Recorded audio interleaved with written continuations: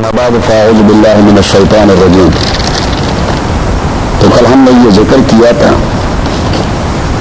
کہ علماء کے نزدیک قرنن بعد قرنن مینز تمام زمانوں میں ایک چیز مسلمہ چلا آ رہا ہے، اور وہ ہے یہ کہ قرآن کریم کے تفسیر کے 5 طریقے ایسے ہیں جو علماء کے نزدیک ویل نون اور ریکگنائزڈ ہیں، اور انہی طریقوں سے ادھر ادھر جا کے آدمی منحرف ہو جاتا ہے. لہذا تمام مفسرین امت نے انہی طریقوں کو فالو کیا اور قرآن کریم کے تفاسیر لکھ دیے. اس سلسلے میں ہم نے ذکر کیا تھا کہ تفسیر کا سب سے پہلا طریقہ نبی صلی اللہ علیہ وسلم نے فرمایا القرآن یفسر بعضہ بعضا، قرآن کریم کا ایک حصہ دوسرے کی تفسیر کیا کرتا ہے. جیسے ہم کہتے ہیں قرآن کی تفسیر قرآن ہی کی ذریعے، اس کی ہم نے مثال دی تھی کہ سورہ فاتحہ ہی کو لے لیجیے، اہدنا الصراط المستقیم، خداوندہ ہمیں صراط مستقیم سکھا دے. صراط الذین انعمت علیہم، یہ ان لوگوں کا راستہ ہے جس کے اوپر آپ نے انعام کیا ہے. اب اللہ نے کن کے اوپر انعام کیا ہے؟ میں نے کہہ دیا تھا کہ میں کہوں گا میرے اوپر کیا ہے جو اتنی خوبصورت گھر دیا ہے. ایک دوسرا آدمی کہے گا میرے اوپر اللہ نے انعام کیا اتنی خوبصورت کھار دے دی ہے. ایک تیسرا آدمی کہے گا کہ میرے اوپر انعام کیا اتنی بہترین بزنس دے دی ہے. لیکن جس چیز کو اللہ تعالیٰ نے انعام کیا دیا ہے صراط الذین انعمت علیہم، چلے پوچھتے ہیں قرآن کریم سے. تو میں نے اس میں سلسلے میں حدیث بتائی تھی کہ حضرت ثوبان رضی اللہ تعالیٰ عنہ آپ صلی اللہ علیہ وسلم کے سامنے بیٹھے تھے اور آپ کے چہرے انور پر اپنی نظریں مرتکز کر چکے تھے، کنسنٹریشن سے دیکھ رہے تھے. تو حضرت نبی صلی اللہ علیہ وسلم نے اس سے کہہ دیا کہ ثوبان یہ آپ کو کیا ہو گیا ہے، آپ غیر اختیاری حرکت کو بھی کنٹرول کر سکتی ہیں، آپ کی آنکھیں وہ فطری حرکت بھی نہیں کرتی.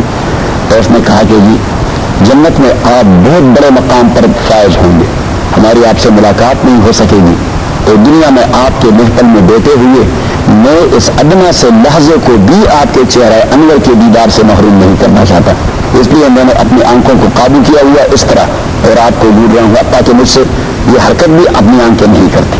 تو جبریل امین اقدموں میں تشریف لائے کہ وَمَن يُطِعِ اللَّهَ وَالرَّسُولَ، جو اللہ کی اطاعت اور رسول اللہ کی اطاعت میں زندگی گزاریں گے تو جنت میں فَأُولَٰئِكَ مَعَ الَّذِينَ أَنْعَمَ اللَّهُ عَلَيْهِمْ، جنت میں وہ ان لوگوں کے ساتھ ہوں گے جن پر اللہ تعالیٰ نے انعام کیا ہے.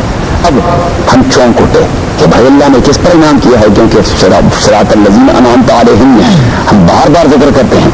تو اللہ نے فرمایا من النبیین، انبیاء پر میں نے انعام کیا ہے، والصدیقین، سچے اور ٹرسٹورتھی پیپل پر میں نے انعام کر دیا ہے، والشہداء، اور شہداء کے ہم نے کتنے معنی بیان کر دیے تھے؟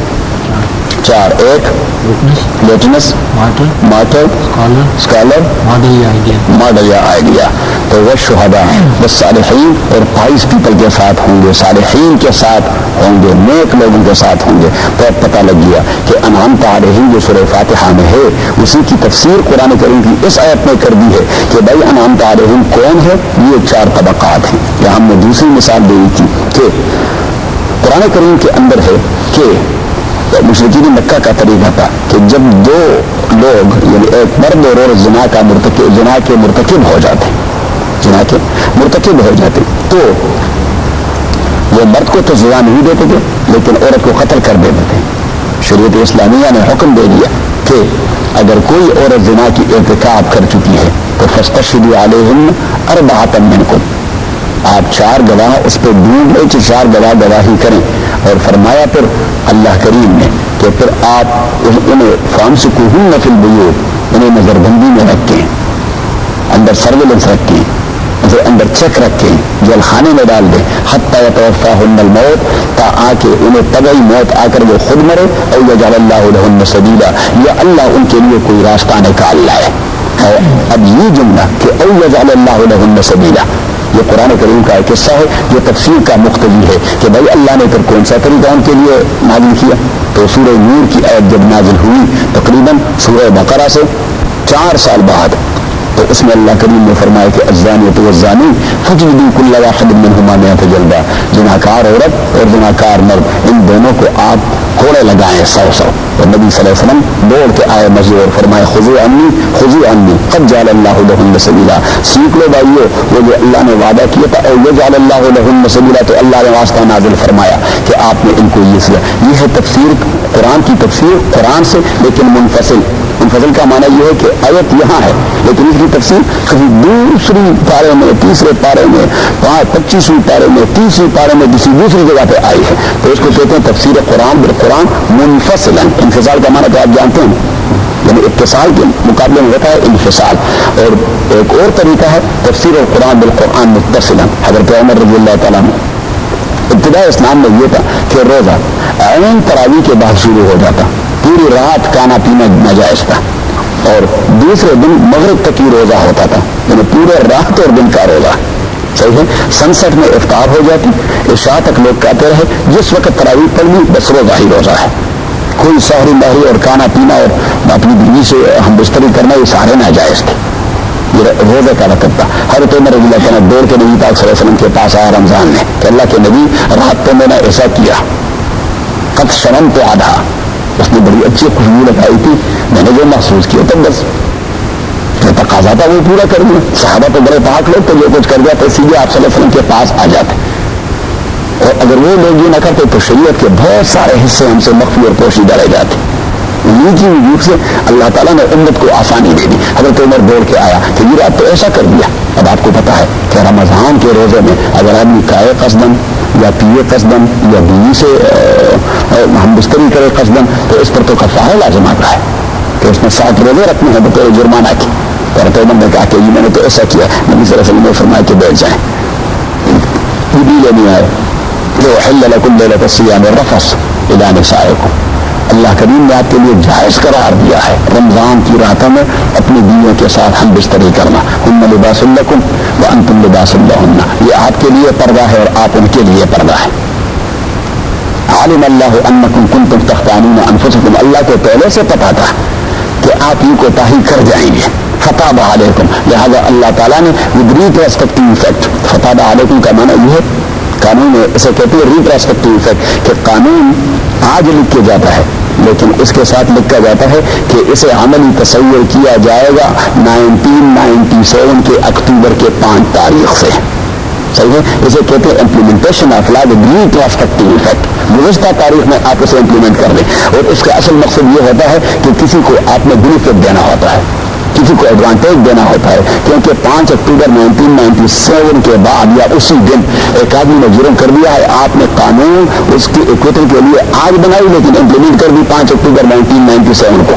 اللہ کریم نے بھی حضرت عمر کے لیے ایسا کیا کہ عالم اللہ انکم کنتم تختانون انفسکم فتاب علیکم. اللہ کریم نے ریٹروسپیکٹو افیکٹ قانون تو آج نازل فرمایا لیکن ہمیں بھی قرار دیا کل رات سے جب حضرت عمر رضی اللہ تعالیٰ مل چکے ہیں. صحیح ہے.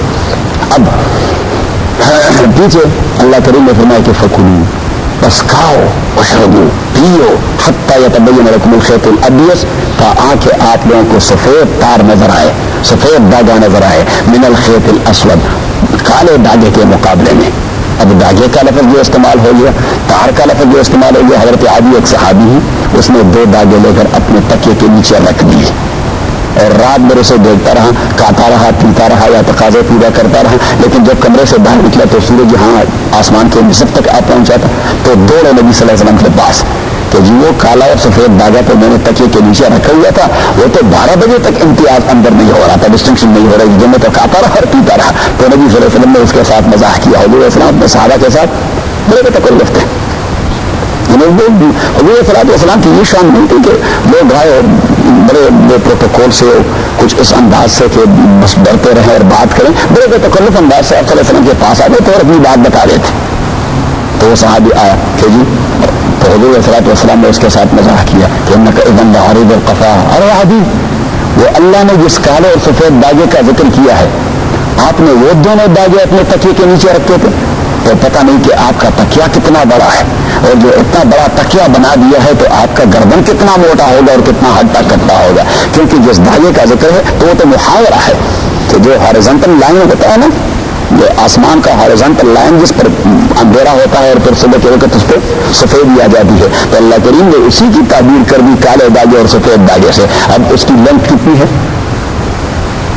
سائنسدانوں نے بھی اب تک معلوم نہیں کیا. تو حضور علیہ السلام نے فرمایا کہ اگر اتنے بڑے داغے آپ نے تکیے کے نیچے رکھے ہیں تو تکیہ پہ کتنا ہے, اور اتنا بڑا تھا کہ اس کے لیے تو گردن بھی بڑا ہونا چاہیے. تو فرمایا انک اذن لعریض القفا. تو فرمایا کہ بیٹھ جائیے. جبریل امین آئے اور ایک لفظ اس آیت کے اندر داخل کر دیا کہ من الفجر. یہ سفید دھاگا ہے، یہ صبح صادق کی روشنی ہے. اب امپلائڈلی اس سے معلوم ہو گیا کہ وہ جو کالا دھاگا ہے وہ پر رات کی تاریکی ہے. جب سفید دھاگا تو اسے کہتے ہیں تفسیر القرآن بالقرآن متصلا. اور دوسرا طریقہ، یہ تو ایک طریقے کے بے ذیلی طریقے ہیں، دوسرا طریقہ وہ تفسیر القرآن باحادیث الرسول، کہ قرآن کریم کی تفسیر ہم کریں گے نبی پاک صلی اللہ علیہ وسلم کے اقوال سے، آپ صلی اللہ علیہ وسلم کے افعال سے، یا آپ صلی اللہ علیہ وسلم کی تصدیق و توثیق سے. کیونکہ حدیث کی تین حدیث کے آپ یہ ذہن میں رکھیں کہ حدیث یا سنت کا لفظ جو ہم استعمال کرتے ہیں، کبھی سنت کہتے ہیں سنت رسول اور کبھی حدیث کہتے ہیں. تو حدیث تو عموماً قول پہ جو آپ صلی اللہ علیہ وسلم کے الفاظ ہیں، ایکسپریشن، تو اسی کے متعلق کہے جاتے ہیں. لیکن سنت کا لفظ یہ عام ہے، جو آپ نے ایکسپریس کیا ہے اسے کے لیے بھی ہے، جو آپ نے خود کیا ہے کوئی کام اسے بھی سننا کہتے ہیں. صحیح ہے. اور تیسرا، آپ صلی اللہ علیہ وسلم نے کسی آدمی کو کوئی کام کرتے ہوئے دیکھا اور آپ صلی اللہ علیہ وسلم نے ناپسندیدگی کا اظہار نہیں فرمایا، اسے روکا نہیں، تو یہ کہتے ہیں ویریفیکیشن آف رسول اللہ صلی اللہ علیہ وسلم، کہ اس نے ویریفائی کر دیا. کیونکہ پیغمبر سے یہ تصور نہیں ہو سکتا کہ وہ ناجائز کام دیکھے اور وہ پھر چپ اور خاموش رہے. وہ خاموش نہیں رہ سکتا، پیغمبر کبھی خاموش نہیں رہتا. اور تبھی تو حضرت خضر علیہ السلام نے حضرت موسیٰ نے جب اس سے ڈیمانڈ کی کہ میں آپ کے ساتھ رہنا چاہتا ہوں بطور شاگرد کیا، تو حضرت خضر نے اسے کہہ دیا کہ میں کلم تستطيع معي صبرا، آپ صبر نہیں کر سکو گے، میں کام کروں گا اور آپ اعتراض کرتے جاؤ گے. کیونکہ اسے پتا تھا یہ تو شریعت کا پیغمبر ہے، کیسے خاموش رہے گا؟ جو چیز اسے شریعت کے خلاف معلوم ہوگا ضرور اعتراض کرے گا. اور جیسے اس نے اس کشتی کا تختہ نکال دیا تو موسیٰ علیہ السلام نے فوراً کہہ دیا خرقتها لتغرق اهلها، یہ لوگوں کا بیڑا غرق کر رہے ہو آپ. تو اس نے کہا علم اقل لك انك لن تستطيع. میں نے بھائی پہلے آپ سے کہہ دیا تھا کہ آپ صبر نہ کر سکو. تو موسیٰ علیہ السلام نے کہا اچھا مجھے یاد نہیں رہا. اس نے کہا کہ اس بار معاف کر دیں. تو جب اس نے نوجوان کو مارا تو اس نے کہا قتلت نفسا زکیۃ بغیر نفس، اس کا جرم کیا تھا، آپ نے ویسے ایک معصوم آدمی کی جان لے دی. تو اس نے کہا علم اقل لك انك لن تستطيع معي صبرا، میں نے کہہ نہیں دیا تھا. اور جب اس نے دیوار کے محنت پر موسیٰ کو لگا دیا، اس نے کہا یہ ایسے بدبخت لوگ ہیں کہ دو آدمیوں کو تو نے روٹی نہیں کھلائی اور آپ ہم سے یہ محنت کروا رہے ہیں، یہ کوئی احسان کے مستحق ہے. تو اس نے کہا علم اقل لك انك لن تستطيع معي صبرا، میں نے وہ بات نہیں کی تھی. کیونکہ موسیٰ علیہ السلام نے دوسرے نمبر پہ کہہ دیا کہ جب تیسرے بار بھی میں نے اعتراض کیا قد بالغت من لدنی عذرا، تو پھر اس کے بعد میں ساری نہیں کہوں گا اور میں ایکسکیوز تلاش نہیں کروں گا، پھر آپ کو حق ہے کہ آپ مجھے مدرسے سے نکال دیں. پھر اس نکال ہی دیا. اب کیوں موسیٰ علیہ السلام کیوں خاموش نہیں رہ سکے؟ اس لیے کہ وہ شریعت کے پیغمبر تھے. وہ فرعون کے سامنے خاموش نہ رہے، جو اتنا بڑا دبدبے والا بادشاہ تھا، سیدھے اس کے دربار میں چلے جاتے اور کہتے کہ خبیث آپ کیا خباثت کر رہے ہیں، آپ خدا بن بیٹھے، آپ نے کبھی باتھ روم میں جا کر اپنے ڈور کو نہیں دیکھا؟ ایسا بھی خدا ہوتا ہے جو اتنا بڑا پہاڑا نکال دیتا ہے. موسیٰ علیہ السلام کھڑی کری اسے سنا دیتا. اور یہ ہوتے دل گردے کی بات نہیں سنا سکتے ہم تو، یہاں عام آدمی کو نہیں سنا سکتے. کہتے ہیں کہ بھائی امریکہ ہے اور امریکہ کا انوائرمنٹ ایسا ہے اور ماحول ایسا ہے، یہاں لوگ ہم اگر شرعی مسئلہ بھی بیان کرتے ہیں تو بہت سارے تحفظات ذہن میں لیے ہوئے کہ بھائی خواتین جو ہیں وہ لوگوں کے کنٹرول میں نہیں ہیں، اور کیونکہ حجاب تو فرض چیز ہے، پردہ فرض چیز، لیکن یہاں کا ماحول کچھ ایسا ہے کہ بھائی کیا کریں. صحیح ہے. یعنی صرف یہ نہیں کہ ہر ایک آدمی نے اپنے گھر والے کمپرومائز کر چکا ہے، مولوی بھی مسجد میں مسئلے کے ساتھ کمپرومائز کر چکا ہے. وہ بھی کچھ نرم انداز سے. ابھی جو میرا انداز کبھی گزاری ہوتا ہے جمن میں یا جیسے بس میں کبھی گزار مجھے، تو یہ انداز لوگوں کو یہاں پسند نہیں ہوتا. یہاں تو لوگ پولائٹنس بیونڈ دا لمٹس کے قائل ہیں کہ آدمی اتنا پولائٹ ہو کہ اس کے کوئی لمٹس نہ ہو. لیکن ہمارے ہاں ایک ضرب المثل ہے کہ شرافت اچھی چیز، لیکن شرافت کے بھی کچھ لمٹس ہوتے ہیں. جب یہ لمٹ سے اس پار چلی جاتے تو اسے بغیرتی کہا جاتا ہے، تو شرافت نہیں کہا جاتا. ہمارے پٹھانوں کے نظر جنہوں پٹھانوں کو بڑا مثال ہوئی ہے نا کہ بھائی شرافت خسے دے خسڑی تو ہوئے خسے دے تو جب پھر وہ روڑ جاتا ہے تو ہمارے یہاں ضرب المثل ہے. تو اب میں عرض یہ کر رہا تھا کہ حضور علیہ السلام کے قول اس کو سننا کہا جاتا ہے، حضور علیہ السلام کے عمل اس کو سننا کہا جاتا ہے. حضور علیہ السلام کی ویریفیکیشن اور اپروول چاہے وہ ایکسپریسلی نہ ہو.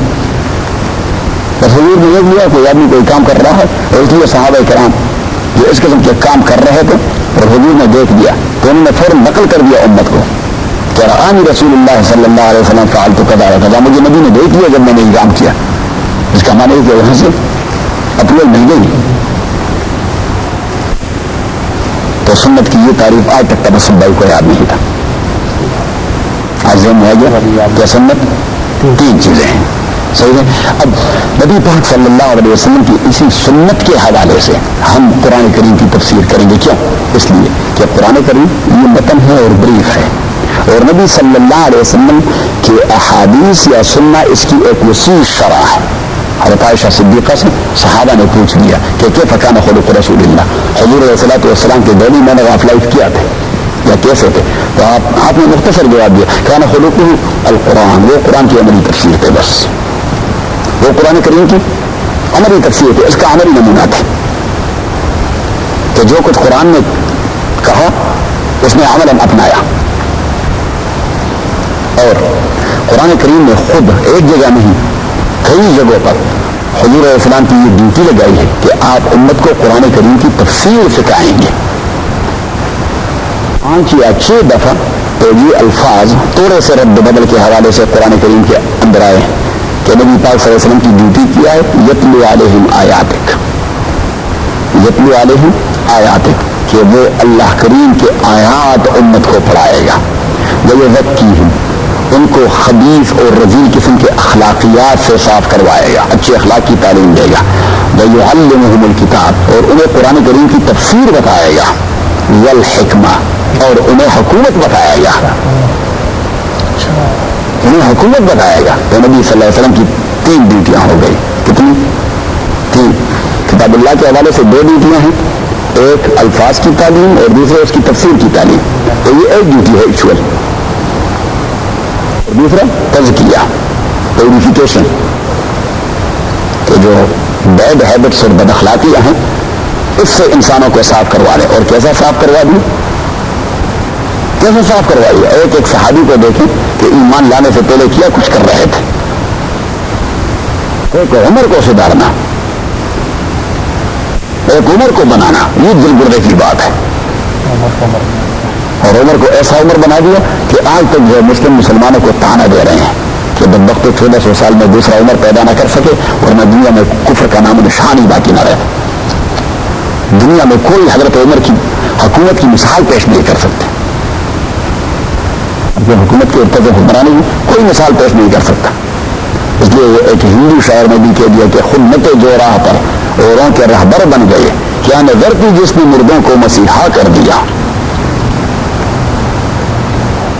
حضرت عمر نے خود ایک بار ایک وہ پاسچر میں کھڑے تھے, یہ تھا چراگاہ, تو اس میں کھڑے تھے اور اتنے کو دیکھ رہے تھے کہ عمر تمہیں یاد ہے بولوں خدا آپ ایک بار یہاں پہ 1.5 بکریاں لائے تھے اور دن بھر دوڑاتے خالی پیٹ واپس تکھے ماندے واپس لوٹائے آپ نے, اور آپ کے باپ اور آپ کے بھائی نے آپ کو زبردست تانے دے دیے کہ عمر بڑے بیکام قسم کے گڈریا ہو, آپ کو بکریاں چرانا بھی نہیں جاتا. تو اس نے کہا کہ عمر یہ محمد کی برکت ہے کہ وہ عمر جو بکریاں چرانا نہیں جانتا آج 22,54,000 مربع میل پر حکومت کر رہا ہے, اور ایسا حکومت کے کوئی اعتراض نہیں کرتا, شکوہ نہیں کرتا. ایک عام آدمی اٹھ کے حضرت عمر کے گریبان میں ہاتھ بھی ڈال دیتا ہے. حضرت عمر رضی اللہ تعالیٰ نے ابو بکر رضی اللہ تعالیٰ نے اس کی نامزدگی کی کہ میری طرح یہ ہے, تو تمام صحابہ نے کہا کہ امنا وصدقنا, بس یہ بہت زیادہ فٹ ہے. ایک صحابی نے کہہ دیا کہ جی تیز ہے ذرا. حضرت بکر رضی اللہ تعالیٰ نے فرمایا کہ اس لیے تیز تھے کہ میں نرم تھا, میرے فرسٹ ایڈوائزر تھے, میں نرم تھا تو اس میں تیزی تھی, اور ذمہ داری اس پر نہیں تھی, ذمہ داری میری اوپر تھی, وہ دوسرے پر واضح دیتا رہا اس لیے تیز تھا. اب جو ذمہ داری اس کے اوپر آئے گی تو اس سے زیادہ نرم پورے مدینے میں آپ کو کوئی اور ملے گا نہیں. اور واقعی پر اتنے نرم تھے کہ ایک یوڑی آ کے اس کو سامنے کھڑے ہو کر سنا دیتی ہے, اور تقریر کر رہا ہے, ہزاروں لوگ جمع ہیں, اور فرمایا کہ لو امرتکم بما امر اللہ عز وجل ورسولہ, اگر میں نے آپ کو وہ آرڈر دے دیا جو اللہ اور رسول کا آرڈر ہے تو پھر آپ لوگ کیا کریں گے؟ تو تمام لوگوں نے کہا بالراس والعین, سرانکوں پر مانیں گے.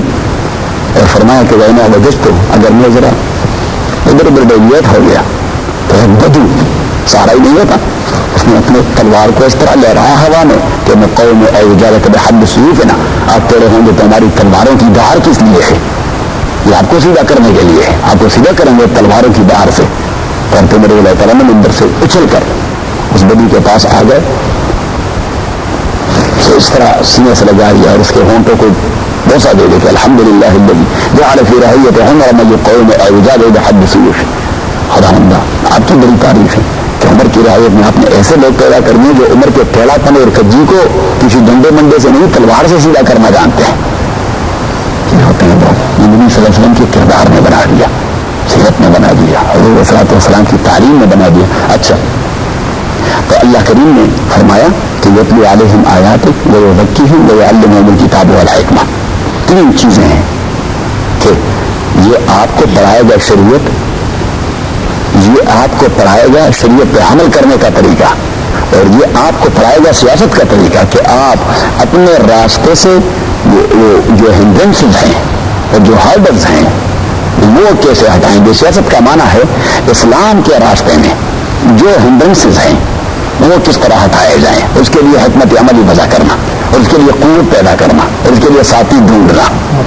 بس اب فار ایگزامپل ہم یہاں اس مسجد میں بیٹھے ہیں، یہاں بھی سیاست ہماری ذمہ داری ہے، لیکن کون سی سیاست؟ In light of Quran and سننا، کہ بھائی اگر مسجد کے خلاف کوئی سازش ہو رہی ہے تو اس سازش کو ہم کیسے ڈائنامیٹ کریں گے۔ اگر اس مسجد کے فنکشنز میں، سموتھ فنکشنز میں اور فنکشننگ میں کوئی ہنڈرنس اور ہارڈل بنا رہا ہے تو اس ہارڈل کو حکمت عمل سے کس طرح ہٹائیں گے تاکہ وہ ہارڈل نہ بنے اور یہ کام سموتھ اور ہموار طریقے سے چلے۔ تو نبی پاک صلی اللہ علیہ وسلم نے ہمیں طریقہ بتا دیا، اور تبھی تو حضرت سلمان نے فرمایا، ایک یہودی نے اسے تانا دے دیا کہ آپ کے پیغمبر بھی عجیب آدمی، اس نے کہا وہ کیسے؟ اس نے کہا میں کل سے دیکھ رہا تھا وہ آپ کو درد دے رہا تھا، آپ صحابہ بیٹھے تھے تو آپ لوگوں کو بتا رہا تھا کہ پیشاب اس طرح کریں گے اور پخانے میں اس طرح جائیں گے، اور آپ نے یہ پڑھنا ہے، آپ نے وہ پڑھنا ہے، اور دیکھیے آپ نے سخت زمین پر پیشاب نہیں کرنا، اور آپ نے زمین والے کسی سوراخ میں پیشاب نہیں کرنا، یہ آپ کو یہ چیز ہے، اور آپ نے کھڑے ہو کے پیشاب نہیں کرنا، اتنے بڑے پیغمبر اس کا یہ درس ہوتا ہے یہودی کا۔ تو سلمان نے فرمایا کہ بدبخت آپ نے صرف ایک ہی درس کو اٹینڈ کیا، یہ تو پیغمبر کا کمال ہے کہ جو چیزیں ہمیں ماں باپ نہیں بتاتی تو یہ پیغمبر بتا دیتا ہے، پیغمبر بتا دے۔ اور کل تو آپ نے اس کا درس سن لیا کہ پیشاب ایسا کرنا ہے، لیکن آج آپ نے یہ آئے، آج وہ ہمیں یہ بتا رہا تھا کہ کسرا اور کیسر سے آپ لوگوں نے ٹکر کیسے لینی ہے۔ آج وہ دنیا کی بڑی قوتوں کو چیلنج کرنے کی بات کر رہا تھا، کل ہمیں شخصی زندگی بتائی، آج ہمیں اجتماعی زندگی بتائی۔ تو اب نبی پاک صلی اللہ علیہ وسلم کی یہ تمام زندگی یہ قرآن کریم کی عملی تفسیر ہے، اور قرآن کریم نے فرمایا کہ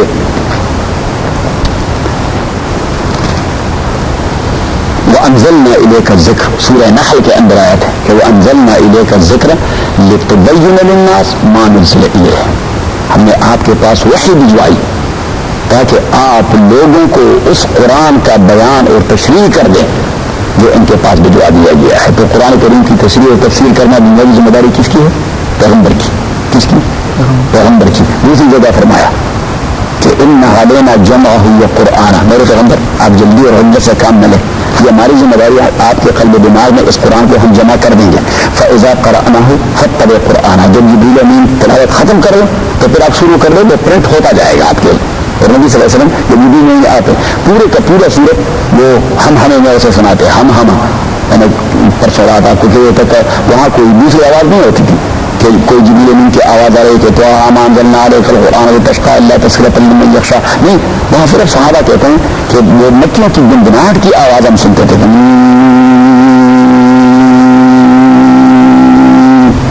صحیح ہے، وہ بس ایسا ہی سمجھیے کہ جس طرح آپ کا کمپیوٹر کر رہا ہے اور کوئی اپنا کام چلا رہا ہے، تو جبریل امین اللہ کا کمپیوٹر تھا، وہ کام کر رہا تھا اور حضور علیہ السلام کے قلب و دماغ والے چپس اور سی ڈی میں ڈال رہا تھا، صحیح ہے۔ اور جیسے ہی اس کی ہم کوئی آدمی بھی نظر نہیں آ رہا، صرف صحابہ کے بیٹھے تھے ہم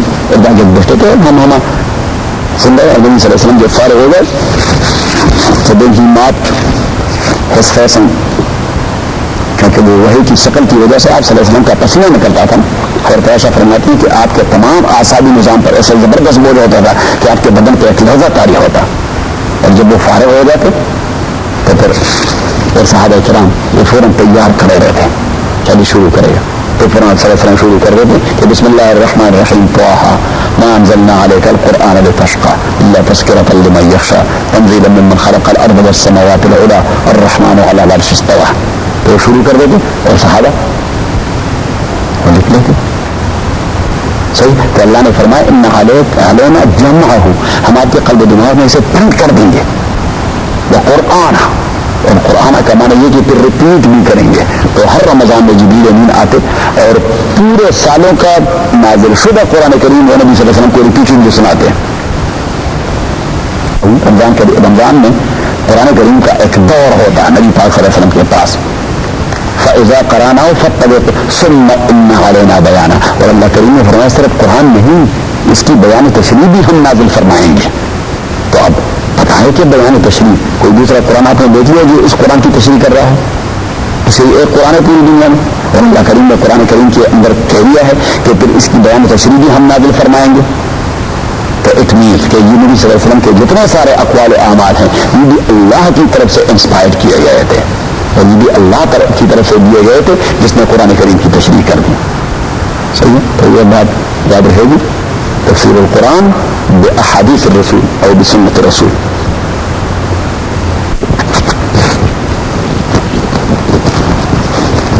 اور پھر کل انشاءاللہ 3 مزید طریقے بتا دیں گے آپ کو. صحیح ہے، انشاءاللہ اس کے بعد پھر ہم آپ کو کچھ خاص سلسلے بتا دیں گے کہ قرآن کریم کے 7 خاص قسم کے سلسلے ہیں کہ یہ دعوے کر پلی لے لیتا ہے.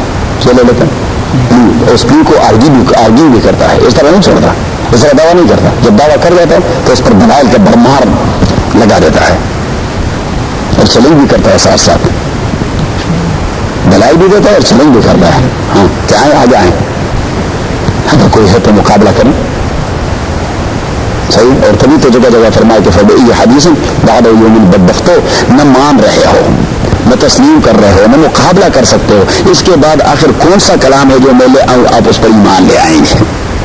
فبئی حدیث بعد رسولہ الکریم. اما بعد فاعوذ باللہ من الشیطان الرجیم. بسم اللہ الرحمن الرحیم. تو رات ہم نے یہ تذکرہ کر دیا تھا کہ قرآن کریم کے تفسیر کے ریکگنائزڈ ویز آف تفسیر وہ صرف 5 ہی ہیں جو unanimously accepted and adapted by علماء ہیں. ایک قرآن کریم کی ایک آیت کی تفسیر کسی دوسری آیت سے، پھر اس کے 2 طریقے اور مثالیں ہم نے بتا دی کہ کبھی قرآن کریم کی ایک آیت کے متصل دوسری آیت میں اس کی تفسیر آ جاتی ہے. بعض اوقات ایسے ہوتا ہے کہ آیت یہاں وہ تفسیر طلب ہوتا ہے، کسی دوسری صورت میں اس کی تفسیر نازل ہو جاتی ہے.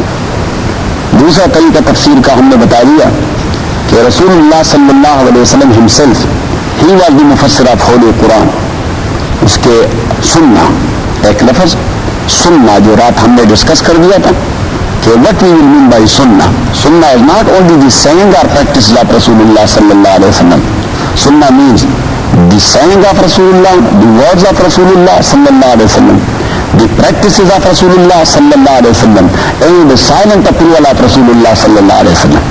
کہ نبی صلی اللہ علیہ وسلم نے کسی کو کوئی کام کرتے دیکھ لیا اور حضور علیہ الصلوۃ والسلام نے اس پر ڈسلائک ہونے کا اظہار نہیں فرمایا. That is also called the sunnah, that is a source of law. اس لیے سنت کی تعریف میں اور ڈیفینیشن میں یہ آیا ہے قول الرسول او عملہ او تقریرہ. رسول اللہ علیہ الصلوۃ والسلام کا عمل، رسول اللہ علیہ الصلوۃ والسلام کا قول اور رسول اللہ صلی اللہ علیہ وسلم کی تقریر. تقریر I don't mean the speaking. تقریر mean تصدیق. تصدیق mean to verify. To verify and to approve something impliedly or silently. That is called sunnah. That's also a kind of sunnah. اب رسول اللہ صلی اللہ علیہ وسلم کی سنت وہ قرآن کریم کی تفسیر ہے، اور اس کے لیے ہم نے وہ قرآن کریم سے مثال دے دی تھی کہ اللہ کریم فرماتے ہیں کہ وَأَنزَلْنَا إِلَيْكَ الذِّكْرَ لِتُبَيِّنَ لِلنَّاسِ مَا نُزِّلَ إِلَيْهِمْ. ہم نے آپ کو وحی نازل فرمائی تاکہ آپ لوگوں کے سامنے وہ چیز بیان کرے جو ان کو نازل کیا گیا ہے. اب ان کو نازل کیا گیا ہے قرآن کریم، تو اللہ تعالیٰ نے فرمایا کہ اسے بیان کرنے کے لیے ہم نے آپ کو وحی دی ہے. اب وہ وحی کی ایک دوسری نوع ہے جو پہلے ہم تفصیل سے بتا چکے ہیں کہ نبی صلی اللہ علیہ وسلم کی وحی کی دو کائنڈز ہیں، ایک وحی جلی یا وحی مطلوع، اور دوسرا وحی خفی یا وحی غیر مطلوع، یا ان ادر ورڈز ایک کو کہتے ہیں ریویلیشن اور دوسرے کو کہتے ہیں انسپائریشن. اب whole of Quran, entire Quran revealed to Rasulullah sallallahu alaihi wasallam did not inspire only, and as far as the hadith of Rasulullah sallallahu alaihi wasallam is concerned, so sometime Nabi sallallahu alaihi wasallam کا حدیث وہ revealed ہو گیا، جبریل امین نے آ کے بتا دیا، اور sometime وہ نبی صلی اللہ علیہ وسلم کے قلب و دماغ میں انسپائر کیا گیا، اور یہی نبی صلی اللہ علیہ وسلم کی ڈیوٹی تھی کہ وہ قرآن کریم کی تفسیر بتلائے. تیسرا طریقہ قرآن کریم کی تفسیر کا، وہ تو ہم نے رات بتا دیا تھا، تفسیر القرآن باقوال الصحابہ، کہ نبی صلی اللہ علیہ وسلم کے بعد قرآن کریم کے سب سے اولین مفسر وہ آپ صلی اللہ علیہ وسلم کے صحابہ تھے. اور وجہ یہ کہ وہ ڈائریکٹ آپ صلی اللہ علیہ وسلم سے پوچھا کرتے تھے، اور انہوں نے اپنی عمر لگائے تھے قرآن کریم کے سیکھنے میں. حضرت ابن عمر رضی اللہ تعالیٰ فرماتے ہیں کہ میں نے نبی صلی اللہ علیہ وسلم سے سورہ بقرہ 8 سال میں سیکھ لیا. 8 سال میں نے لگائے صرف سورہ بقرہ سیکھنے کے لیے. اور حضور علیہ الصلوۃ والسلام نے تو بعض صحابہ کے لیے خصوصی دعائیں کی قرآن کریم کا مفسر ہونے کی. حضرت عبداللہ ابن عباس جو آپ صلی اللہ علیہ وسلم کے فرسٹ کزن تھے، آپ کے پاس لائے گئے، آپ کی والدہ حضرت ام الفضل لے آئی کہ اپنے بھائی کے لیے دعا کریں، تو حضور علیہ الصلوۃ والسلام نے دعا فرمائی کہ اللہ مفقہ فی الدین وعلمہ القرآن، خداوندہ اسے دین کی سمجھ عطا کریں اور اسے قرآن کریم کی تعلیم سے نوازیں. تو اللہ تعالیٰ نے ایسا نوازا کہ ہم اسے رئیس المفسرین کہتے ہیں. امت اسے رئیس المفسرین کہہ دیتی ہے کہ وہ مفسرین کے سردار ہیں، وہ مفسرین کے چیف ہیں. تو صحابہ کرام رضوان اللہ تعالیٰ علیہ مجمعین کیوں ان کی تفسیر وہ اس لیے اول ہے اور سب سے یعنی پریفرڈ تفسیر ہے کہ وہ اس آیت کے بیک گراؤنڈ سے واقف تھے. جب آیت نبی صلی اللہ علیہ وسلم نے اپلائی کر دیا، جب آیت نبی صلی اللہ علیہ وسلم نے تطبیق کر دیا کسی واقعے پر، تو انہیں وہ بیک گراؤنڈ معلوم تھا کہ یہ آیت نبی صلی اللہ علیہ وسلم نے کس طرح اپلائی کر دیا. تو اس لیے ان کی تفسیر یہ ریکگنائزڈ وے آف تفسیر ہے علماء کے نزدیک اجماعی طور پر. اور اللہ کریم نے ان کے لیے بلکہ ان کے ایمان کو اللہ تعالیٰ نے کرائیٹیریا بنا دیا ہے. فرمایا وَإِذَا قِيلَ لَهُمْ آمِنُوا كَمَا آمَنَ النَّاسُ. جب منافقین سے کہا جاتا ہے کہ ارے بدبختو اگر آپ نے مومن ہونا ہے تو اس طرح مومن بنو جس طرح صحابہ بنے ہیں. آمنوا كَمَا آمَنَ النَّاسُ. اب اس وقت الناس کا تو معنی ہوتا ہے مین کائنڈ یا انسان، لیکن الاسلام جب لغت عربی میں کسی لفظ کے اوپر داخل ہو جاتے ہیں تو اسے نون بنا دیتے ہیں. الناس یہ جو نون ٹائپ کے لوگ ہیں، یہ جو معلوم و معروف لوگ ہیں، ابو بکر، عمر ہیں، عثمان ہیں، علی ہیں، ابن عباس ہے، ابن عمر ہیں، جو 1 لاکھ صحابہ ہیں. آمنوا كما آمن الناس، ان کی طرح ایمان رکھنا. اور دوسری جگہ اللہ کریم نے فرمایا اولئک الذین ھدی اللہ فبہداہ مقتدی. یہ صحابہ وہ لوگ ہیں جنہیں اللہ تعالیٰ نے ہدایت سے نوازا ہے. آپ ان کی ہدایت کے راستے میں ان کی اقتداء کرتے رہیں. اور نبی صلی اللہ علیہ وسلم کی ایک حدیث جس کے سند میں تھوڑی مقال ہے لیکن معنی وہ ثابت ہے کہ اصحابی کالنجوم فبأیہم اقتدیتم اہتدیتم. میرے صحابہ یہ آسمان کے ستاروں کی مانند ہے، جس ستارے کی سنت آپ جاؤ گے روشنی آپ کو ملتی جائے گی. تو یہ صحابہ کرام رضوان اللہ تعالیٰ علیہ مجمعین یہ قرآن کریم کے مفسرین تھے اور وہ تفسیر کرتے رہے. تو یہ تیسرا طریقہ ہے قرآن کریم کا تفسیر کا. اور چوتھا طریقہ وہ ہے تفسیر القرآن باقوال التابعین. تفسیر القرآن باقوال التابعین. تابعین وہ لوگ ہیں جو نبی صلی اللہ علیہ وسلم اور صحابہ کرام سے استفادہ کرتے رہے، ان کے شاگرد تھے.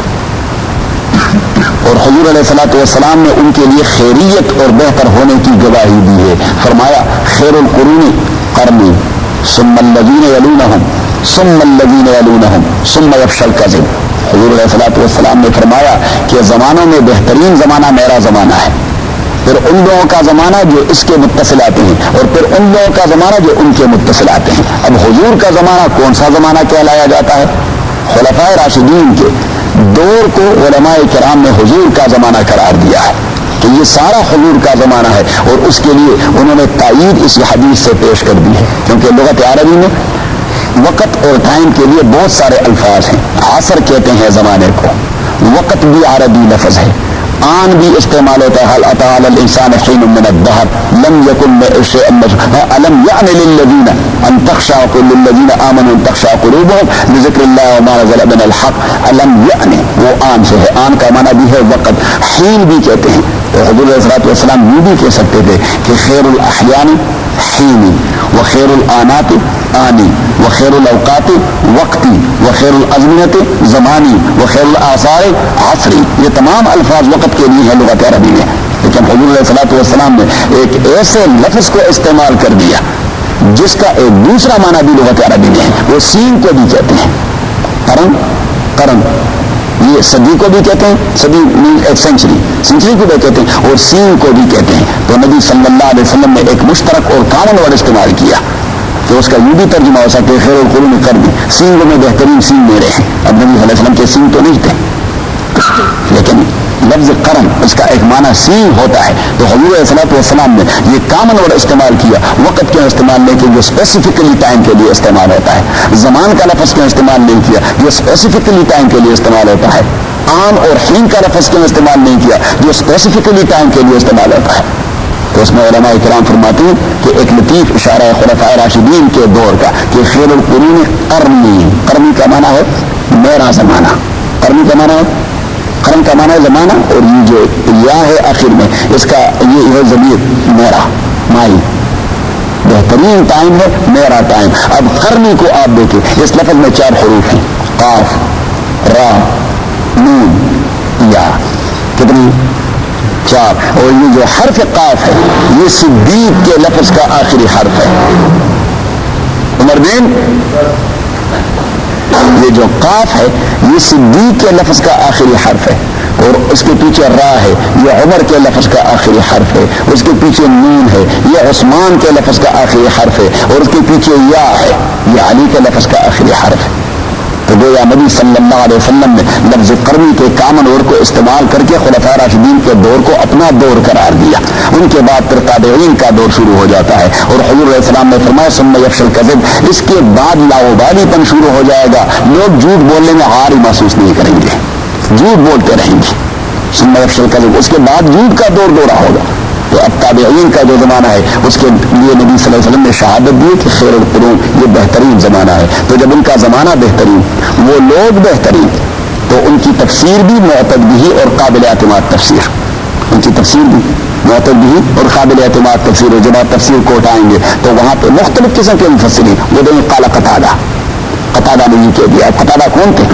یہ تابعین کے عالم تھے۔ قال ضحاک نے یہ کہہ دیا ہے۔ ضحاک کون تھے؟ یہ ایک تابعی عالم ہے۔ قال مجاہد نے یہ کہہ دیا تھا۔ مجاہد کون ہے؟ یہ ایک تابعی مفسر تھے، تابعین کے زمانے کے ایک بہت بڑے۔ قال ابن سیرین، امام ابن سیرین نے یہ کہہ دیا تھا۔ یہ کون ہے؟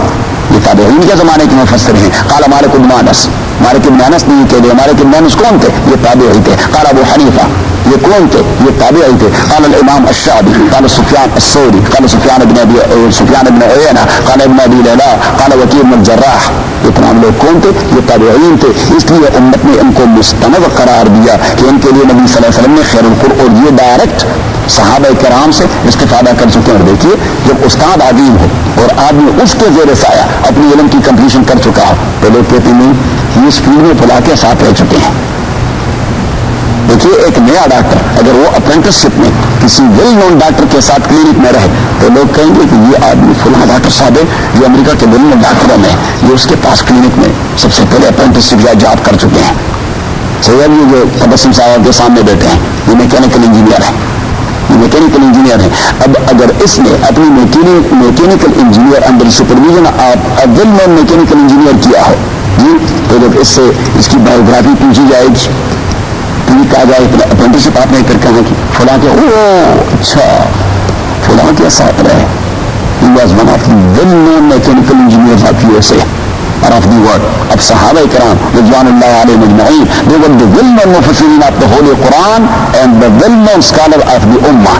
لہذا تابعین جو ان کے ڈائریکٹ اور بلا واسطہ شاگرد تھے اور نبی صلی اللہ علیہ وسلم نے ان کے لیے شہادت بالخیریت بھی دی ہے، تو ان کی تفسیر یہ ریکگنائزڈ وے آف تفسیر. اور پانچواں طریقہ تفسیر القرآن وفق القواعد العربیہ والادب العربی.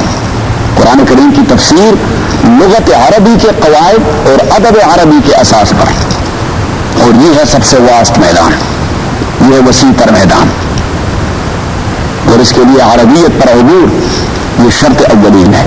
اس لیے قاضی غزالی رحمۃ اللہ علیہ نے اپنی تفسیر کے اوائل میں لکھا ہے کہ بھائی ایک آدمی وہ عروض سے واقف نہیں, ایک آدمی وہ قوافی سے واقف نہیں, ایک آدمی وہ معانی سے واقف نہیں, ایک آدمی وہ بیان سے واقف نہیں, ایک آدمی وہ بدیع سے واقف نہیں. اگر ہم اسے کہہ دیں کہ آپ قرآن کریم کی تفسیر شروع کر دیں تو کیا کرے گا؟ جبکہ ایک آدمی اس نے لائف سائنس بھی نہ پڑھا ہو, اور ایک آدمی اس نے ہیلتھ کے ساتھ بھی کوئی اس کا واسطہ نہ رہا ہو, اس نے زوالوجی اور بایولوجی وہ بھی نہیں پڑھی ہو, وہ کیمسٹری اور فزکس سے بھی واقف نہ ہو, اور ہم اسے کہیں کہ آپ میڈیکل میں داخلہ لے لیں. ریکوزٹ کچھ ہوتے ہیں میڈیکل میں داخلہ کے لیے لینے کے لیے, لیکن یہ دین کا مسئلہ ہے, یہ ہم نے ذرا گڑبڑ بنا دیا ہے کہ ہر کیومے کو حق دیتے ہیں کہ آپ ہی مجتہد بن کر آپ ہی لوگوں کو گائیڈ کرتے رہیں. انا للہ و انا الیہ. نبی صلی اللہ علیہ وسلم نے اسے قیامت کی علامت قرار دیا کہ فیفتی الناس فضلوا واضلوا. ہر ایک آدمی مفتی بن کر فتویٰ دیتا رہے گا, خود گمراہ ہوگا, لوگوں کو گمراہ کرتا رہے گا. یہ بھٹکتے کیوں رہے ہیں؟ اس لیے کہ بھائی کوئی کسی سے کوئی اتھارٹی نہیں پوچھی جاتی. بھائی آپ کون ہیں, آپ کیا سمجھتے ہیں دین کو, آپ کو دین کی مبادیات کا بھی کچھ علم ہے, آپ نے اپنے اداریت کو سرکل بھی کھینچ لیا ہے. اور ابھی میں یہ ذکر کر رہا تھا غالباً تبسم صاحب ریاض بھائی سے, اور علامہ نے ایک بڑی عجیب بات کہی تھی کہ آزادی افکار سے ہے ان کی تباہی. یہ جو مغرب ہمیں درد دے رہا ہے کہ آزادی چاہیے اور آزادی چاہیے, تو ہم دین میں بھی آزاد ہوتے جا رہے ہیں. یعنی ان کے آزادی کے درس نے ہمارے مائنڈ پر اتنا اثر کر دیا ہے کہ ہم دین میں بھی آزاد ہوتے جا رہے ہیں, آزاد خیال ہوتے جا رہے ہیں. کہیں ہم قرآن کو وائلیٹ کرتے ہیں, کہیں سنت رسول کو وائلیٹ کرتے ہیں. آزادی افکار سے ہے ان کی تباہی, رکھتے نہیں جو فکر تدبر کا سلیقہ, اور ہو فکر اگر خام تو آزادی افکار انسان کو حیوان بنانے کا طریقہ. وہ کہتے ہیں کہ اس طرح آزاد انسان, وہ انسان نہیں رہ سکتا, وہ حیوان بن جاتا ہے. اور جب آدمی دینی حیوان بن جائے تو اللہ تعالیٰ رحم فرمائے.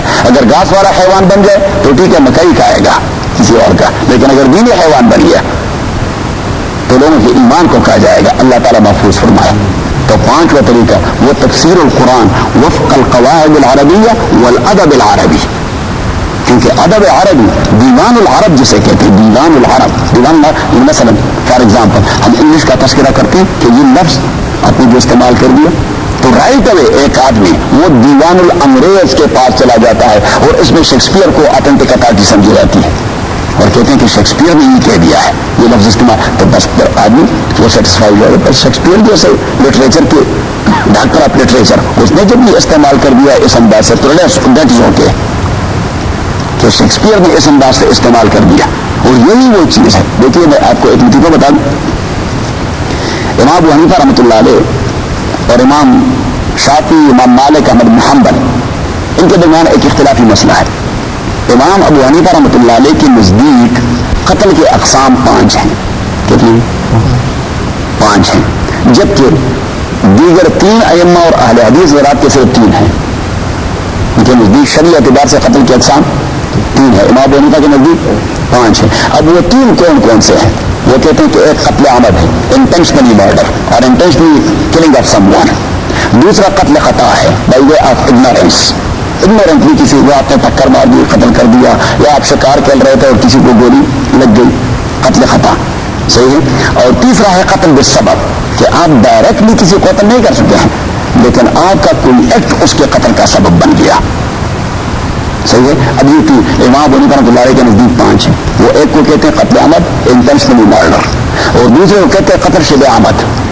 شبہ عمد اس میں انٹینشن ہوتا ہے لیکن جو آلہ استعمال کیا جاتا ہے وہ آلہ قتل کا آلہ نہیں ہوتا. فار ایگزامپل جب آپ انٹینشنلی مرڈر کرتے ہیں تو آپ نے چھڑا اٹھانا ہوگا, کوئی نائف اور سوڈ اٹھانا ہوگا, کوئی بندوق اٹھانا ہوگا, یعنی وہ چیز جس سے عموماً قتل کیا جاتا ہے. صحیح ہے. لیکن یہ جو ہماری چھتری ہے, چھتری, اب یہ چھتری یہ تو اس کے لیے بنائی گئی ہے, اس کے لیے کہ بارش رکوائی جائے اور فلاں فلاں فلاں, لیکن اس کے ساتھ ایک ڈنڈا ہوتا ہے. اب آپ نے کسی کو مارنا چاہا اور قتل کی ارادے سے مارنا چاہا، لیکن یہ آلہ جو ہے یہ قتل کا آلہ نہیں، اور اس سے عموماً آدمی مرتا نہیں، اور آپ نے درام سے اسے یہاں مارا، اور جب یہاں مارا تو سر چکرا گیا اس آن دی اسپاٹ وہ ڈیر ہو گیا. تو اسے باقی ائمہ وہ قتل عمد کہتے ہیں. امام بونی رحمۃ اللہ علیہ فرماتے ہیں کہ نہیں، یہ شبہ عمل ہے، اس میں انٹینشن تو ہے لیکن اعلیٰ جارحہ نہیں ہے. صحیح ہے. اب اس سے کسی نے پوچھا امام شعبی اس کے استاد ہیں کہ اچھا اگر بہت بڑے پتھر پہ مار دیا، اتنا بڑا پتھر اٹھایا کسی کو دے مارا اور وہ مر گیا، تو وہ کون سا قتل ہوگا؟ امام بونی نے فرمایا وہ شبہ عمد ہوگا، وہ عمد نہیں ہوگا. اور شبہ عمد اور عمد کا فرق یہی ہے کہ اگر عمدن قتل کیا گیا تو اس کا ثبوت ہو گیا تو اس کے لیے قصاص ہے، لیکن شبہ عمد کے لیے قصاص نہیں ہے، اس کے لیے دیت ہے، اس کے لیے بلڈ منی ہے. اب کی میں بات آ رہی، اس کے لیے بلڈ منی ہے اور ساتھ کفارہ بھی ہے کہ 2 مہینے اس میں روزے بھی رکھنے ہیں اور بلڈ منی بھی دینی ہے اس کے بارے ورثاء کو. تو اس نے کہا کہ اگر بہت بڑے پتھر سے مارا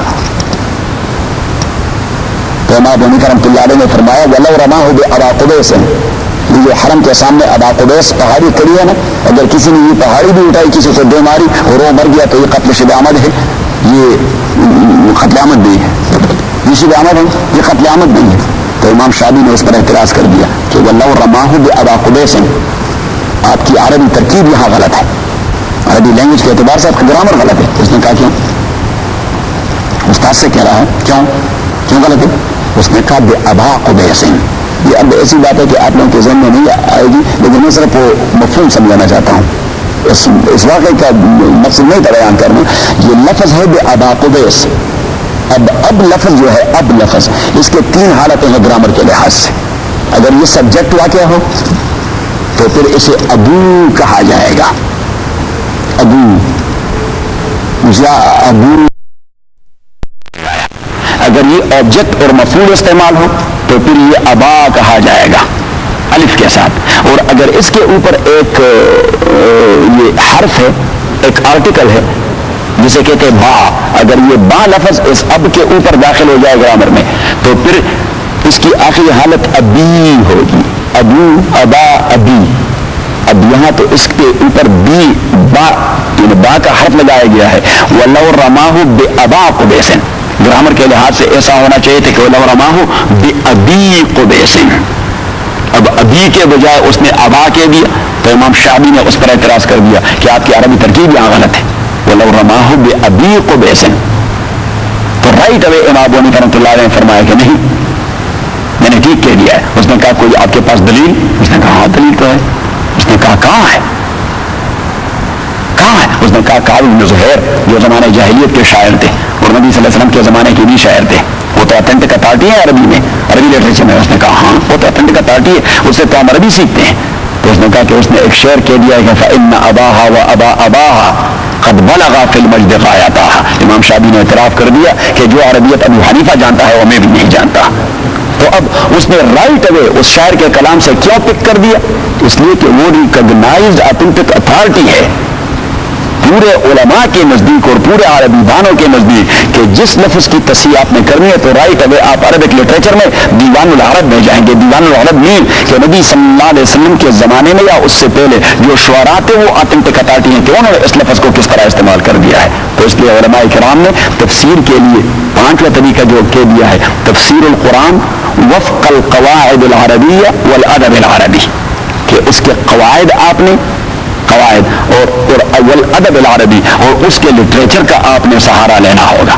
ابن عباس رضی اللہ تعالیٰ عنہ سے شاگرد نے پوچھا کہ الذین آمنوا اتقوا اللہ وابتغوا الیہ الوسیلہ، او ایمان والو اتقوا اللہ، اللہ سے ڈریے، وابتغوا الیہ الوسیلہ. تو ابن عباس نے فرمایا کہ اس کا معنی ہے وطلبوا عنہ الحاجہ، اپنی حاجت بھی اس سے مانگا کریں. اس نے کہا یہ وسیلہ کا معنی، وسیلہ کا معنی، اب وسیلہ تو ایک عام لفظ ہے، سورس اور مینز ذریعہ، کہ وابتغوا الیہ الوسیلہ، اللہ کے پاس پہنچنے کے لیے کوئی ذریعہ ڈھونڈیے. تو اللہ کے پاس پہنچنے کے لیے کون سا ذریعہ؟ ہم ابھی نماز پڑھی، یہ اللہ کے پاس پہنچنے کا ذریعہ ہے. صحیح ہے، ہم نے ایک کام کرتے ہیں فار ایگزامپل، یہ اللہ کے پاس پہنچنے کس لیے کرتے ہیں؟ کوئی پریکٹس تو ویسے نہیں کر رہے، اللہ کے پاس پہنچنے کے لیے کوئی سہارا ڈھونڈ رہے ہیں کہ وہ مسافت کٹتی جائے اور ہم اللہ کے قریب ہوتے جائیں. تو اس نے کہا کہ جی الوسیلہ کا جو آپ نے حاجت کہ وطلبوا عنہ الحاجہ، اللہ سے اپنے حاجات مانگ لیجئے. تو اس نے کہا یہ وسیلہ حاجت کے معنی میں؟ اس نے کہا ہاں وسیلہ حاجت کے معنی میں. لبید جو تھے زمانے جاہلیت کے شاعر، اس نے اپنے لٹریچر میں اس لفظ وسیلہ کو حاجت کے معنی میں استعمال کر دیا. اس نے کہا کہاں استعمال کر دیا ہے؟ اس نے کہا کہ اس نے اپنی محبوبہ کا تذکرہ کرتے ہوئے کہا کہ ان الرجال لهم الیک وسیلۃ ان یاخذوک تکحلی وتخذبی، کہ او میری محبوبہ ہماری آپ کو دیکھنے کی تمنا ہوتی ہے اور ہماری حاجت ہوتی ہے کہ ہم آپ کو دیکھ سکیں. تو آپ کبھی کبھی کچھ مہندی بھی لگایا کریں اور کچھ سرما بھی لگایا کریں. ابن عباس رضی اللہ تعالیٰ عنہ کا اس شاعرانہ کلام سے کوئی تعلق نہیں تھا. وہ تو عربی ذکر کے حوالے سے وسیلے کو نکال رہے تھے کہ وسیلہ لبید نے حاجت کے معنی میں استعمال کر دیا ہے. صحیح. اور یہی تو وجہ ہے کہ جو مشرکین مکہ جو نبی صلی اللہ علیہ وسلم پہ بعض الفاظ کے حوالے سے اعتراض کر جاتے کہ آپ کہتے ہیں قرآن بلکہ فصیح عربی میں ہے. تو فصیح عربی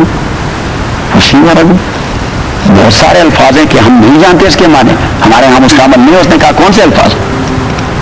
اس نے کہا کہ آپ کے قرآن میں ہے یستہزئ اور مستہزئون، یہ استہزاء کا لفظ ہمارے ہاں مستعمل نہیں.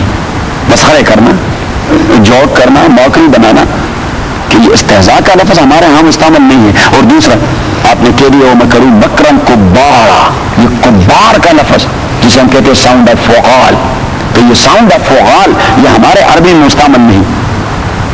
رسول اللہ صلی اللہ علیہ وسلم نے فرمایا دیوان العرب کے اساس پہ نازل ہو گیا ہے قرآن کریم. دیوان العرب میں یہ مستعمل ہے. آپ کے جو بڑے بوڑھے تھے 100 سالہ بزرگ وہ جانتے ہیں ان الفاظ کو؟ کہا نہیں وہ بھی نہیں جانتے. تو اتنے میں اتفاق سے ایک 100 سالہ بوڑھا وہ گزر رہا تھا. حضور علیہ السلام نے اسے آواز دی کہ بابا ادھر آئیں. وہ جب آ گئے تو نبی صلی اللہ علیہ وسلم نے اسے کہہ دیا کہ اجلس، تشریف رکھیں، بیٹھ جائے. اب جب وہ بیٹھنے لگا اور زمین کے قریب پہنچا تو حضور علیہ السلام نے فرمایا قم، اٹھیے. وہ اٹھ گیا. تو جب ابھی پورا اٹھا نہیں تھا کہ حضور علیہ السلام نے پھر کہا کہ اجلس، بیٹھ جائیے. ابھی وہ پھر مکمل بیٹھا نہیں تھا کہ حضور نے فرمایا کہ قم، اٹھیے. تو اب اس بوڑھے کو غصہ آیا اور بوڑھے نے کہہ دیا کہ اتستہزئ بی وانا شیخ کبار، یہ الفاظ استعمال کر دیے. حضور علیہ السلام نے اس کے شعور کو جھنجھوڑا اس پریکٹس سے. تو ان کو دیکھا کہ اس نے کہ جب مطمئن ہو گئے کہ واقعی دیوان العرب میں یہ چیزیں مستعمل ہے، اس لیے اس بوڑھے کو اس کا استعمال آ جاتا ہے. تو تفسیر القرآن وفق القواعد العربیہ والادب العربی. تو یہ آپ نے لکھ لیا. اب جو اگلا چیپٹر ہے وہ آپ لکھیں تو انشاءاللہ پھر بس کر لیں گے کہ جو اگلا بحث ہے، اگلا چیپٹر ہے وہ ہے السلاسل، سلسلے. کہ قرآن کریم میں 7 سلسلے ویل نون ہیں تفسیر میں. 7 سلسلے. پہلا جو سلسلہ ہے اس کو ہم کہتے ہیں سلسلۃ الدعاوی. قرآن کریم کے دعوے، اساسی دعوے.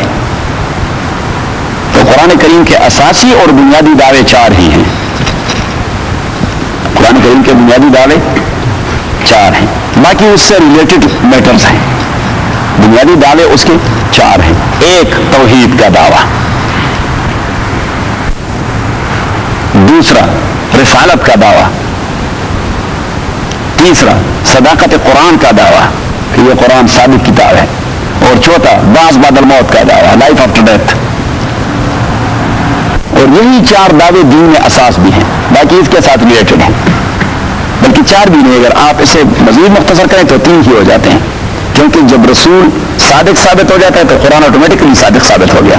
اگر قرآن صادق ثابت ہو جاتا ہے تو آٹومیٹکلی وہ رسول کی رسالت کی دلیل ہے. تو ایکچولی 3 دعوے ہیں یا 4 دعوے اگر آپ صداقت القرآن اور رسول پاک صلی اللہ علیہ وسلم دونوں کو اکٹھا یعنی علیحدہ علیحدہ بیان کریں تو رسالت اور صداقت القرآن. ادروائز جہاں رسالت ثابت ہو جاتی تو قرآن صادق ثابت ہو جاتی ہے، یا قرآن کی صداقت ثابت ہو.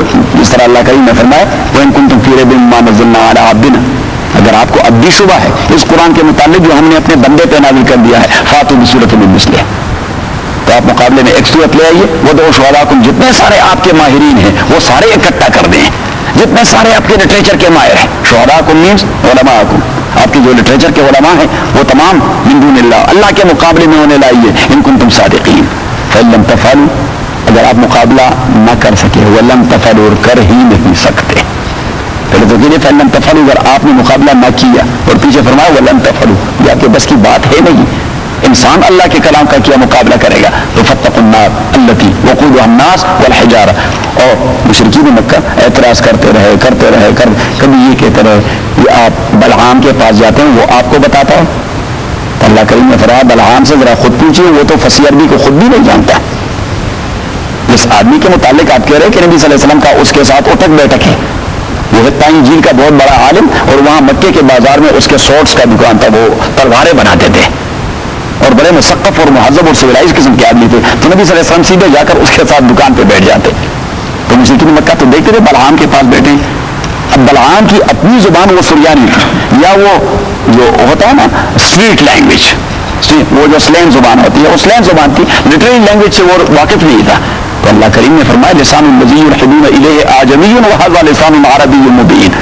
ارے خدا کے بندو، آپ کو عقل کو کیا ہو گیا ہے؟ اس کی زبان تو سلین لینگویج ہے، وہ لٹریری لینگویج سے واقف نہیں ہے.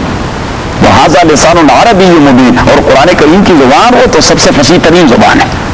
کبھی وہ کہتے تھے کہ بھائی یہ پتہ نہیں اپنے سے بناتا ہے، یہ ساحر ہے، یہ جادوگر ہے، یہ ساحر ہے، یہ جادوگر ہے، اپنے سے کوئی کلام. اللہ کریم نے فرمایا وما علمناه الشعر وما ينبغي له، یہ نہ شاعر ہے اور نہ ہم نے اسے شاعری سکھا دی. یہ کوئی شعر والا کلام ہے بھی نہیں، یہ شاعرانہ کلام نہیں ہے. اچھا، اب جب قرآن کریم کی صداقت ثابت ہو جاتی ہے تو نبی صلی اللہ علیہ وسلم کی رسالت بھی ثابت ہو جاتی ہے. انہی دعاوی کے اس بات کے لیے ایک دوسرا سلسلہ قرآن کریم چلاتا ہے جسے کہتے ہیں سلسلۃ الدلائل. ایک ہے دعووں کا سلسلہ کہ قرآن کریم ایک دعویٰ کر جاتا ہے کہ اللہ ایک ہے، یہ دعویٰ کر دیا. محمد اللہ کے رسول ہیں صلی اللہ علیہ وسلم، یہ قرآن اللہ کی کتاب ہے. لائف آفٹر ڈیتھ، یہ ایک ان ریجیکٹیبل اور نان ریجیکٹیبل فیکٹ ہے. اب اس پہ دلائل کی انبار لگا دیتا ہے، اسے کہتے ہیں سلسلۃ الدلائل. دلائل بنیادی طور پر آپ لکھیں کہ بنیادی طور پر دلائل وہ 4 قسم کے ہیں. ایک کو کہتے ہیں عقلی دلائل، دوسرے کو کہتے ہیں نقلی دلائل، تیسرے کو کہتے ہیں وحی دلائل، اور چوتھے کو کہتے ہیں استقراری دلائل.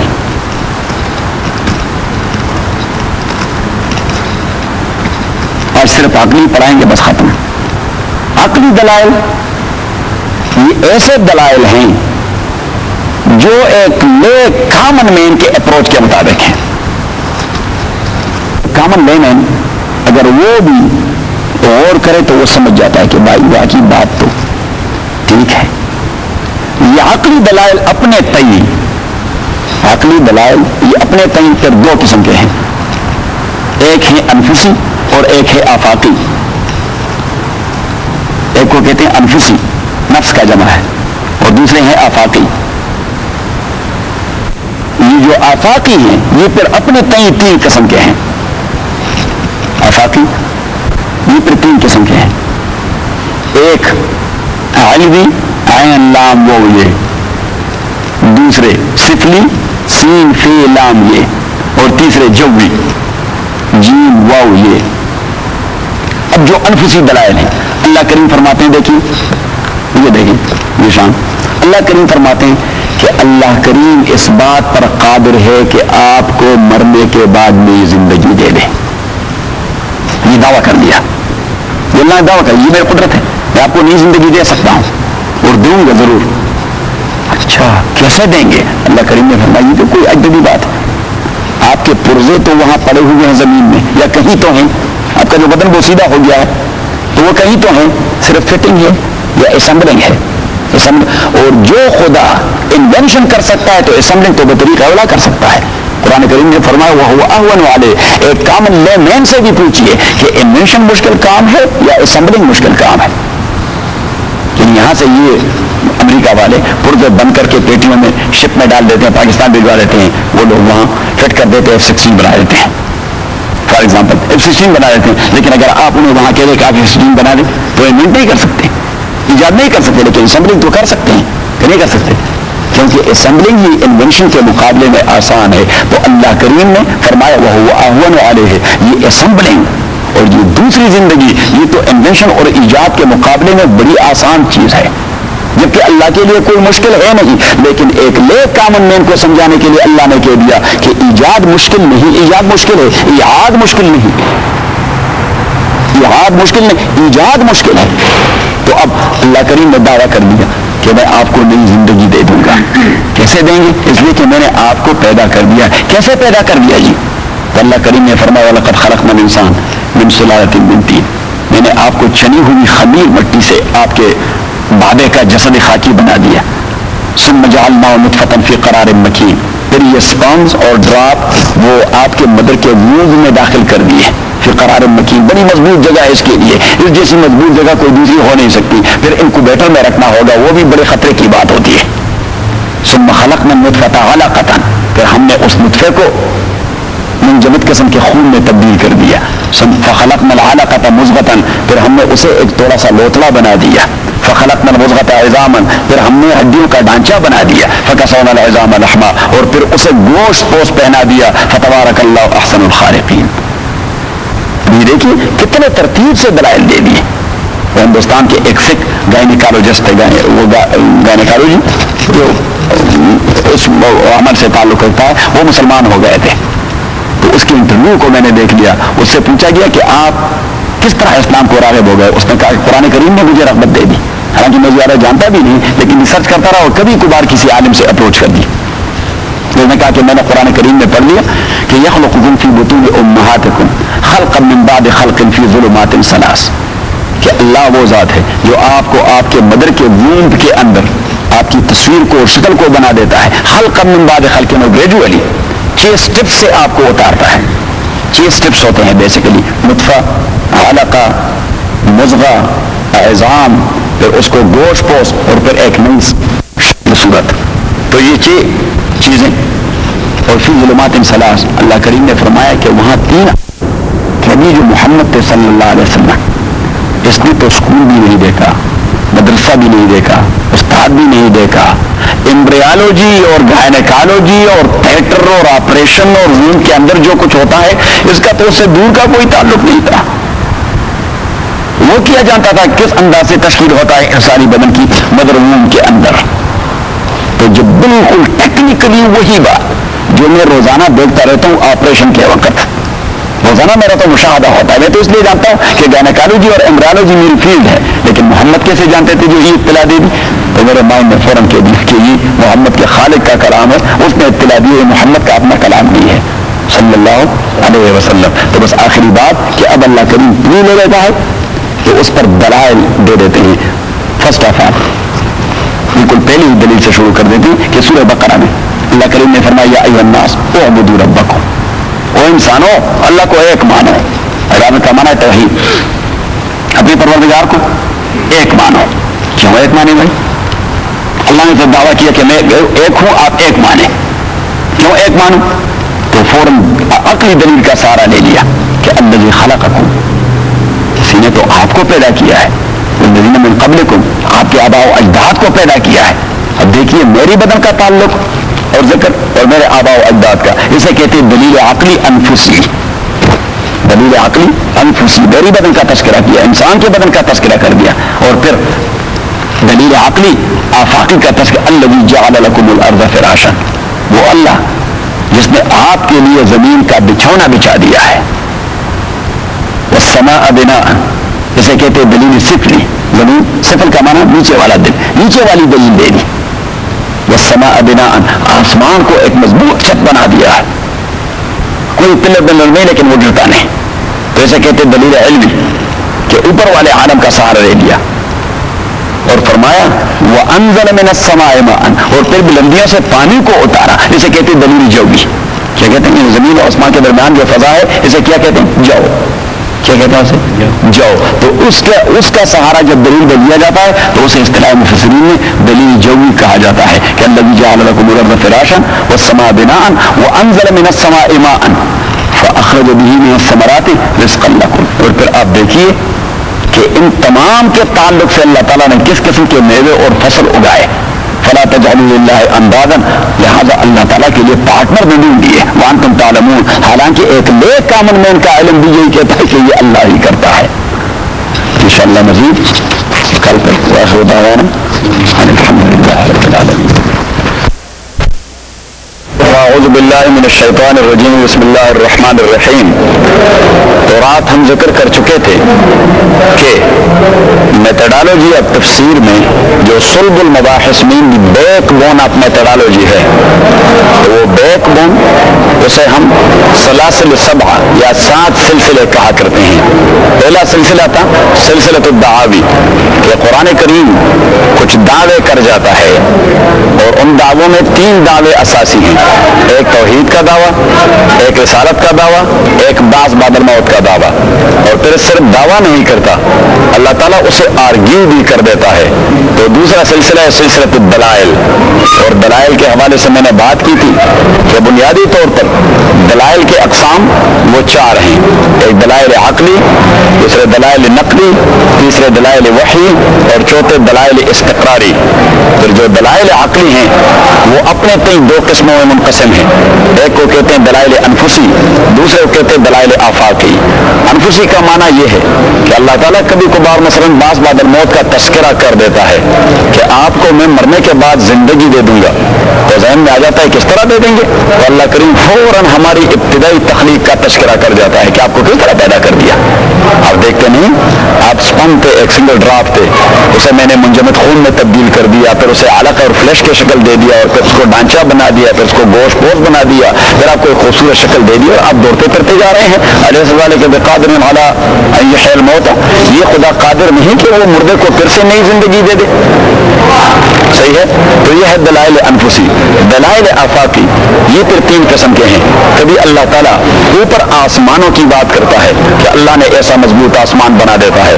دوسرے دلائل سفلی، نیچے زمین اور اس سے نکلنے والے نباتات اور اس کے متعلقات اور ریلیٹڈ ایشوز جو ہے اس کا تذکرہ کر دیتے ہیں بطور دلائل. اور کبھی دلائل جوی کہ آسمان و زمین کے درمیان آپ پرندوں کو اڑتے پھرتے دیکھتے ہیں، آپ ہوائیں چلتے دیکھتے ہیں، آپ کلاؤڈ دیکھتے ہیں، آپ سورج چاند اور ستاروں کو دیکھتے ہیں. یہ سارے دلائل ہیں اللہ تعالیٰ کے وجود کے، اللہ تعالیٰ کی وحدانیت کے، اللہ تعالیٰ کے قدرت و قوت کے. جبکہ تیسرے نمبر پر ہے دلائل نقلی. تو دلائل نقلی کا معنی یہ ہے کہ اللہ تعالیٰ سابقہ امتوں کا قصہ ذکر فرماتا ہے کہ دیکھیے فلاں امت نے نبی کا پیغام وہ قبول نہیں کیا تو میں نے اسے کیسے تباہ کر دیا، اور فلاں لوگوں نے انہوں نے نبی کے پیغام کو قبول کر دیا، میں نے کیسی کامیابی دے دی. چوتھا ہے اور تیسرا ہے دلائل وحی. دلائل وحی کا معنی یہ ہے کہ اللہ کریم فرما دیتے ہیں کہ یہ کوئی یونیک قسم کی چیز نہیں، یہ میں آپ کو جو میسج دے چکا ہوں یہ کوئی نئی چیز نہیں، یہ کوئی ایسی چیز نہیں کہ لوگوں نے پہلے سے سنا نہیں. اگر کوئی یہ کہتا بھی ہے وہ جھوٹ بولتا ہے، کیونکہ یہی وحی شرع لکم من الدین ما وصى به نوحا والذی اوحینا الیک والی ابراہیم، یہ وہی دین ہے جو میں نے نوح کو دے دیا تھا، ابراہیم کو دے دیا تھا، آپ کو دے دیا ہے، وما اوتی النبیون، سارے انبیاء کو دیا گیا تھا. اور دلائل استقراری کا معنی یہ ہے کہ اللہ تعالیٰ دیکھیے بحث میں آدمی کو لے جا کر ایک ایسے پوائنٹ تک پہنچا دیتا ہے کہ وہاں اللہ کریم ایک سوال پوچھ لیتا ہے کہ ابھی مجھے جواب دیں، تو وہاں ایک اسپیسیفک جواب کے علاوہ کوئی دوسرا جواب نہیں ہوتا. صحیح ہے. اب اللہ تعالیٰ نے بہت سارے یعنی تفصیلی بیان کیا کائنات کے نظام کے متعلق. یا میں فار ایگزامپل کہہ دوں گا کہ اللہ کریم نے فرمایا کہ فلا صدق ولا صلى ولكن كذب وتولى ثم ذهب الى اهله يتمطى اولى لك فاولى ثم اولى ايحسب الانسان ان يترك سدى. انسان اس خام خیالی میں مبتلا ہے کہ وہ اسے بغیر ٹرائل اور بغیر ٹیسٹ اور بغیر احتساب اور اکاؤنٹیبلٹی کو چھوڑے گا. یہ اس کی خام خیالی ہے، یہ احمقوں کے جنت میں رہتا ہے. ايحسب الانسان ان يترك سدى. نہیں، اللہ کریم نے فرمائی میں نے کوئی ڈرامہ تو نہیں رچایا ہے، اس کے پیچھے کوئی فلسفی کار فرما ہے. الم یکن نطفۃ من منی یمنی.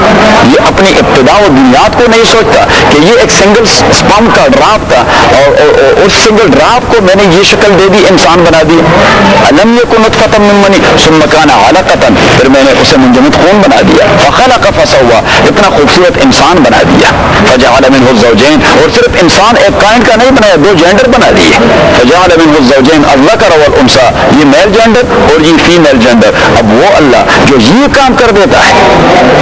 اب یہ تو آپ سب مان رہے ہیں تو اللہ کریم نے فرمایا الیس ذالک بقادر علی ان یحیی الموتى, ایسا خدا یہ قادر نہیں ہوتا کہ اس قسم کے انسانوں کو دوسری زندگی بھی دے دے موت کے بعد. تو اس کا سوائے اس کے اور کوئی جواب تھا ہی نہیں کہ انسان کہہ دے کہ بلا باقی وہ تو قادر ہی یہ کر سکتا ہے. یا مثلا سورہ یونس کے اندر اللہ کریم فرماتے ہیں جب یہ تذکرہ کر دیتا ہے اپنے قدرت کا تو فرماتے ہیں امن خلق السماوات والارض امن یدبر الامر امن یرزقکم من السماء, یہ آپ کو رزق کون دے دیتا ہے, یہ آسمان و زمین کو کس نے بنایا ہے, یہ تمام امور اور افیئرز کے ارینجمنٹ کون کرتا ہے. فسیقولون اللہ, اللہ کریم نے فرمایا ابو جہل بدبخت بھی کہے گا کہ یہ اللہ ہی کر سکتا ہے اور یہ اللہ ہی کرے. تو اسے کہتے ہیں دلیل استقراری, جہاں کنفیس اور ایڈمٹ کرنے کے علاوہ کوئی دوسرا راستہ ہے ہو ہی نہیں. تو اسے کہتے ہیں میتھڈالوجی آف تفسیر میں دلائل استقراری. تو اب آپ نے دو سلسلے سیکھ لیے, ایک ہے سلسلۃ الدعاوی کہ قرآن کریم دعوے کر دیتا ہے, دوسرا ہے سلسلۃ الدلائل کہ دعووں کو اس طرح دعویٰ نہیں کرتا اس پہ دلائل پیش کر دیتا ہے. تیسرا سلسلہ ہے اسے کہتے ہیں سلسلۃ التخویفات. تخویف کا معنی ہے ڈرانا دمکانا, تو اللہ کریم نہ ماننے والوں کو ڈرا دیتا ہے. اور یہ تخویفات دو قسم کے ہوتے ہیں, کبھی دنیاوی عذاب سے ڈراتا ہے, کبھی اخروی عذاب سے ڈراتا ہے. سورہ آل عمران کے اندر ہے قل للذین کفروا ستغلبون وتحشرون الی جہنم, کہ میرے پیغمبر صلی اللہ علیہ وسلم آپ اہل مکہ سے کہہ دیں انہیں دنیاوی عذاب سے اور اللہ کے دنیاوی مواخذے سے ڈرائیں کہ ستغلبون, آپ کو شکست دی جائے گی دنیا میں میرے ہاتھوں. اور اللہ کریم نے دلوا دی شکست ان کو بدر کے میدان میں. یہ ہے تخویف دنیاوی. وہ تحشرون الی جہنم, یہ ہے اخروی تخویف کہ آخرت میں آپ کا ٹھکانہ جہنم میں ہوگا. تو اسے کہتے ہیں تخویفات کا سلسلہ کہ اللہ تعالیٰ بار بار نہ ماننے والوں کو تخویف دے رہا ہے, ڈرا دمکا رہا ہے. صحیح ہے, اور ڈرائے دمکانے سے آدمی کنٹرول ہو جاتا ہے. یہ دیکھیے traffic is check by radar, یہ کیا ہے, تخویف ہے نا, یہ تخویف ہے, ڈرا دمکا رہا ہے کہ بھائی, اور کہتے ہیں کہ وہ کیا بائی ایئر کرافٹ کے فری وے پر ایئر کرافٹ اوپر. اب یہ کیا ہے, ایئر کرافٹ کس لیے اوپر جو ہے نا وہ سرویلنس کر رہا ہے, ہمیں ڈرا رہا ہے کہ بھائی اگر وہاں سے اس نے اطلاع دے دی تو $200 کا ٹکٹ آسانی سے تما دیا جائے گا, اور صرف ڈالر میں انشورنس کا بھی بیڑا غرق ہو جائے گا, اوپر چلا جائے گا. اور پھر صرف انشورنس کی بات بھی نہیں ہوگی, 8 گھنٹے آپ نے پھر وہاں اسکول میں دی. تو یہ تمام تخفیفات جب ذہن میں آ جاتے ہیں تو آدمی فوراً وہ لمیٹڈ اسپیڈ پہ آ جاتا ہے, فوراً ڈرانے دمکانے سے آدمی وہ کنٹرول اور لمٹس میں آ جاتا ہے واپس. تو یہ سلسلۃ التخویفات, یہ تیسرا سلسلہ. چوتھا سلسلہ ہے سلسلۃ التنبیہات. تنبیہ کا معنی ہے وارننگ دینا, خبردار کرنا کہ آئندہ کے لیے ایسا نہ ہو. تنبیہ اور تخویف میں یہ فرق ہے کہ تخویف وہ وارننگ ہے جس کے پیچھے آپ کو ضرب پڑے, لیکن تنبیہ کا معنی یہ کہ اللہ آپ کی اصلاح کرنا چاہتا ہے کہ آئندہ کے لیے ایسا نہیں ہونا چاہیے. اب دیکھیے تنبیہات, کبھی اللہ تعالیٰ نبی کو تنبیہ کرتا ہے اور کبھی دیکھیے ہم اپنے بچے کو تنبیہ کر دیتے ہیں, دیکھیے بیٹے آئندہ یہ بات میرے لیے قابل قبول نہیں. اب بیٹے کے ساتھ آپ کی کوئی دشمنی نہیں, آپ اس کی اصلاح کرنا چاہتے ہیں, اس سے پیار و محبت ہے.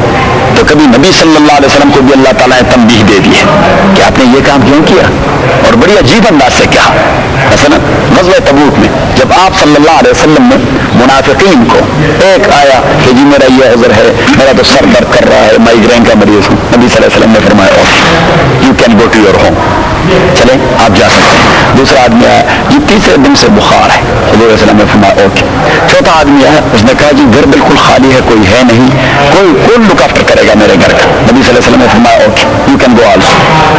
صحیح, جب نبی صلی اللہ علیہ وسلم نے تو تمام کو چھٹیاں دے دی, لیکن اللہ کریم نے اسے تنبیہ کر دی یہ کام نہیں کرنا چاہیے تھا. عفا اللہ عنک بما اذنت لهم, خدا آپ کو بخشے ہی آپ نے چھٹیاں کیوں دے دی. حتی یتبین لک الذین صدقوا وتعلم الکاذبین, آپ چھٹی دیتے لیکن تب جب آپ ڈفرینشیٹ کر جاتے کہ یہ آدمی سچ بول رہا ہے اور یہ جھوٹ بول رہا ہے. اب نبی صلی اللہ علیہ وسلم کے سامنے جو بھی کلمہ کہہ دے, نبی تو بدگمانی نہیں کرتا, وہ تو کہتے ٹھیک ٹھاک آدمی ہے, جھوٹ نہیں بولے گا, جھوٹ نہیں بولے گا. تو اس نے کہا ٹھیک ہے آپ کی بھی چھٹی, آپ کی بھی چھٹی, آپ کی بھی چھٹی اور آپ کی بھی چھٹی. تو اسے کہتے ہیں تنبیہات النبی کہ پیغمبر کو اللہ تعالیٰ نے تنبیہ کر دی. یہ وارننگ کا لفظ انگریزی میں اس کے لیے موضوع نہیں، کیونکہ وارننگ ہے تو وہ تخویف کا عنصر ہوتا ہے. ALERT الرٹ نہیں، لیکن الرٹ کا تو یہ معنی ہے کہ کوئی چیز آنے والی ہے، آپ اسی کے متعلق چوکنا کر دیتے ہیں. اصل میں یہ تنبیہ کا جو ہے اس کے لیے کوئی الٹرنیٹ ہے نہیں انگریزی میں. تو مفہوم تو آپ کے ذہن میں آ گیا کہ ایک کام کر گیا تھا جو ٹھیک نہیں تھا، مناسب نہیں تھا، تو اللہ کریم نے فرمایا کہ خدا پکڑ گیا آپ نے یہ کیوں کیا؟ آئندہ کے لیے ایسا نہ کیجیے حتی یتبین لک الذین صدقوا وتعلم الکاذبین. اور کبھی اللہ تعالیٰ تنبیہات دے دیتا ہے مسلمانوں کو، مومنوں کو، کہ اللہ کریم نے فرمایا کہ دیکھیے یہ جو کفار ہیں یہود و نصارہ ہے، وَلَن تَرْضَ عَنْكَ الْيَهُودُ وَالنَّصَارَى حَتَّى تَتَّبِعَ مِلَّتَهُمْ. اگر آپ چاہیں کہ آپ ان کو راضی کریں تو اللہ کریم نے فرمایا یہ اس سے کم کسی پر راضی نہیں ہوں گے کہ آپ اپنے دین کو چھوڑے ان کے ساتھ ہو جائیں. بس ان کے راضی ہونے کا مدار ہی اسی چیز پر ہے کہ اسلام کو چھوڑے یہودی بن جائے اور اسلام کو چھوڑے عیسائی بن جائے. اگر اس سے کم پر آپ ان کو راضی کرنا چاہتے ہیں تو اللہ کریم نے فرمایا ممکن ہے نہیں. وَلَن تَرْضَ عَنْكَ الْيَهُودُ وَلَا النَّصَارَى حَتَّى تَتَّبِعَ مِلَّتَهُمْ قُلْ إِنَّ الْهُدَى هُدَى اللَّهِ. آپ انہیں کہہ دیں کہ دین تو وہ ہے جو اللہ نے دے دیا ہے. آپ کا دین تھا جب موسیٰ کا زمانہ تھا، لیکن ابھی تو آپ نے اس کا حلیہ بگاڑ دیا ہے. آپ کا دین تھا جب عیسیٰ کا زمانہ تھا، آپ اسے فالو کر رہے تھے، ابھی تو وہ دین نہیں رہا. یہ تو آپ کے لسٹ ہیں، آپ کے وشز ہیں، آپ کے ڈیزائرز ہیں. It has no any concern to them. ایک بات. اور دوسری بات، جب محمد آئے صلی اللہ علیہ وسلم کسی دین کا تصور باقی نہیں رہا. فواللہ لو کان موسیٰ حیا لما وسعہ الا اتباعی. حضرت عمر سے کہنے لگے موسیٰ بھی زندہ ہوتے وہ میرے تابع ہوتے. موسیٰ بھی زندہ ہوتے وہ پیغمبر نہ ہوتے، وہ میرے تابع ہوتے، میرے امتی ہوتے. حضرت عیسیٰ آئیں گے، حضرت عیسیٰ علیہ السلام وہ تشریف لائیں گے. ہمارا عقیدہ ہے، عیسائیوں کا بھی عقیدہ ہے کہ وہ آئیں گے. اب وہ آئیں گے تو کیا کچھ کریں گے؟ پیغمبر بن کے آئیں گے، جبکہ نبی صلی اللہ علیہ وسلم تو خاتم النبیین ہیں، خاتم الرسل ہیں. اور آپ کے آنے سے تمام دینوں کا تسلسل ختم ہو گیا، بس یہی دین باقی رہ گیا، کیونکہ اس نے کمپلیٹ اور پرفیکٹ شکل میں انسانوں کے سامنے پیش کر دیا. تو ابی علیہ السلام آئیں گے تو وہ محمد کے دین کا ایک امتی بن کر، ایک عالم بن کر اسی دین کو فالو کرے گا. صحیح. He will be a molvi of دین محمدی. He will never be a پیغمبر no more. He was پیغمبر at that time. But after coming back to this dunya, he will be a molvi of دین محمدی. He will be a Alam. And he will follow the Quran and Sunnah of Rasulullah sallallahu alayhi wa sallam. صحیح بات ذہن میں آئی. اب اللہ کریم نے فرمایا کہ ان لوگوں سے آپ دوستیاں نہ رکھیں، ان لوگوں سے آپ لا تتخذوا عدوی وعدوکم اولیاء تلقون الیہم بالمودہ. اللہ کریم نے فرمایا کہ جو لوگ میرے دشمن ہیں اور آپ کے دشمن ہیں، آپ انہیں دوست سمجھ کر ان کے ساتھ قلبی اور جگری دوستی پیدا کر دیتے ہیں. لا تتخذوا عدوی وعدوکم اولیاء. لیکن کچھ لوگ ایسے تھے جو زیادہ ٹالرنٹ واقع ہوئے تھے، زیادہ روادار تھے، وسیع النظر اور براڈ بیس قسم کے خیالات کے حامل تھے. صحیح. تو ہم نے کہا کہ جی ٹھیک ہے کچھ تعلقات. اللہ کریم نے تنبیہ دے دی کہ ہاں انتم خبردار ہو لوگو، آپ نہیں لوگ تحبونہم کہ ان سے محبت کرتے ہیں، ولا یحبونکم، حالانکہ ان کے دل میں آپ کے لیے کوئی محبت کی گنجائش ہے نہیں. ان کے دل میں کوئی اور اللہ کریم نے فرمایا قد بدت البغضاء من افواہہم. آپ ان کے کلام کو ذرا باریکی سے ٹٹولے، ان کے کلام سے نفرت ہی ٹپکتی رہے گی. وہ جب بات کریں گے آپ کے متعلق، اسلام کے متعلق، مسلمانوں کے متعلق، جی بڑا زرندودہ اور روڈ کلام ہوگا، لیکن اس سے دشمنی ہی ٹپکتی رہے گی. اور اللہ کریم نے فرمایا کلام کو چھوڑیے وما تخفی صدورہم اکبر. ان کے دل میں اسلام کے متعلق جو خباثت ہے، اللہ کریم نے فرمایا اتنی بڑی چیز ہے کہ میں آپ کو بتا دیتا ہوں جو دلوں کا بیت جاننے والا ہوں. اور اللہ نے فرمایا قد بینا لکم الآیات لعلکم تعقلون. میں نے آپ کو واضح چیزیں بتا دی تاکہ آپ بھی کچھ عقل کر جائیں. اچھا اب اللہ کریم نے ان مسلمانوں کو تنبیہ دی، خبردار ان لوگوں کے ساتھ کوئی جگری دوستی نہیں ہونی چاہیے، کوئی قلبی دوستی. اور on the cost of deen or on the cost of Muslim Ummah, there is no any concept of such like relation with Jew people or Christian people or kuffar. There is no any such concept. Okay, you will do some business with these people, you will do some commerce with these people, you will do some safarati ta'alluqat with these people, but as far as the cost of deen is concerned, that must be the preferred one. At the cost of deen there will be no any relation with these kuffar. تو اللہ کریم نے فرمایا ہاں انتم خبردار آپ وہ لوگ ہیں تحبونہم جو ان سے محبت کرتے ہیں ولا یحبونکم حالانکہ وہ دینی اعتبار سے آپ لوگوں سے نفرت کرتے رہتے ہیں قد بدت البغضاء من افواہہم ان کے کلام سے نفرت ہی نفرت پڑتی رہے گی وما تخفی صدورہم اکبر قد بینا لکم الآیات تو یہ تنبیہات ہیں مومنوں کے لیے ایک دوسرا سلسلہ ہے کتنے سلسلے ہو گئے ایک دعوے کا سلسلہ دوسرا دلائل کا سلسلہ تیسرا تخویفات کا سلسلہ چوتھا تنبیہات کا سلسلہ پانچواں سلسلہ ہے وہ ہے تسلیات کا سلسلہ تسلیات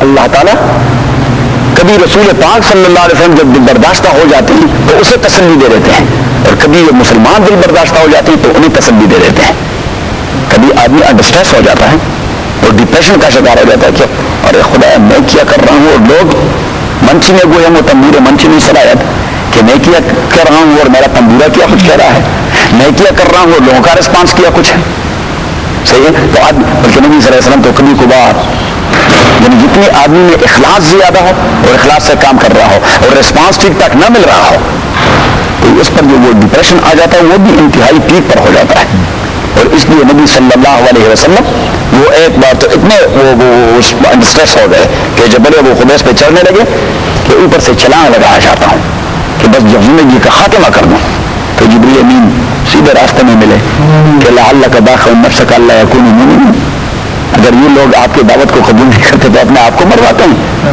انما علیک البلاغ وعلینا الحساب آپ کی ذمہ داری ان کو مسلمان بنانا نہیں آپ کی ذمہ داری یہ کہ اللہ کا پیغام انہیں پہنچا دے وعلینا البلاغ انما علیک البلاغ وعلینا الحساب اگر یہ نہیں مانتے تو اکاؤنٹیبلٹی تو ہماری ذمہ داری ہے آپ کیوں اپنے اوپر مشکل ڈالتے ہیں بس نبی صلی اللہ علیہ وسلم پھر واپس آیا استغفر اللہ کا ورد کرتے ہوئے اور پھر دعوت دینی شروع کر دی یا نبی صلی اللہ علیہ وسلم وہ 10 دن یا 40 دن کے لیے منقطع ہو گئی ایک واقعہ تو نبی صلی اللہ علیہ وسلم جب راستے پر جاتے اس کی ایک چچی تھی چچی مینز میں چچا کی بیوی تھی کیا کہتے ہیں آپ لوگ چچی کہتے ہیں اچھا تو اس کی ایک چچی تھی اس کا نام تھا ام جمیل اور بڑی خبیث عورت تھی ابو لہب کی بیوی تھی نبی صلی اللہ علیہ وسلم کو بہت تنگ کرتی تھی بڑی خبیث قسم کی عورت تھی تو نبی صلی اللہ علیہ وسلم کے ساتھ راستے میں ملی تو اس نے کہا کہ ارے بھتیجے وہ جو آپ کا شیطان کبھی کبھار آتا رہتا ہے وہ ابھی آنا اس نے بند کر دیا نبی صلی اللہ علیہ وسلم پہ یہ بات بڑی ناگوار گزری اور ابو جان نبی صلی اللہ علیہ وسلم کو راستے میں ملے تو نبی صلی اللہ علیہ وسلم سے کہنے لگے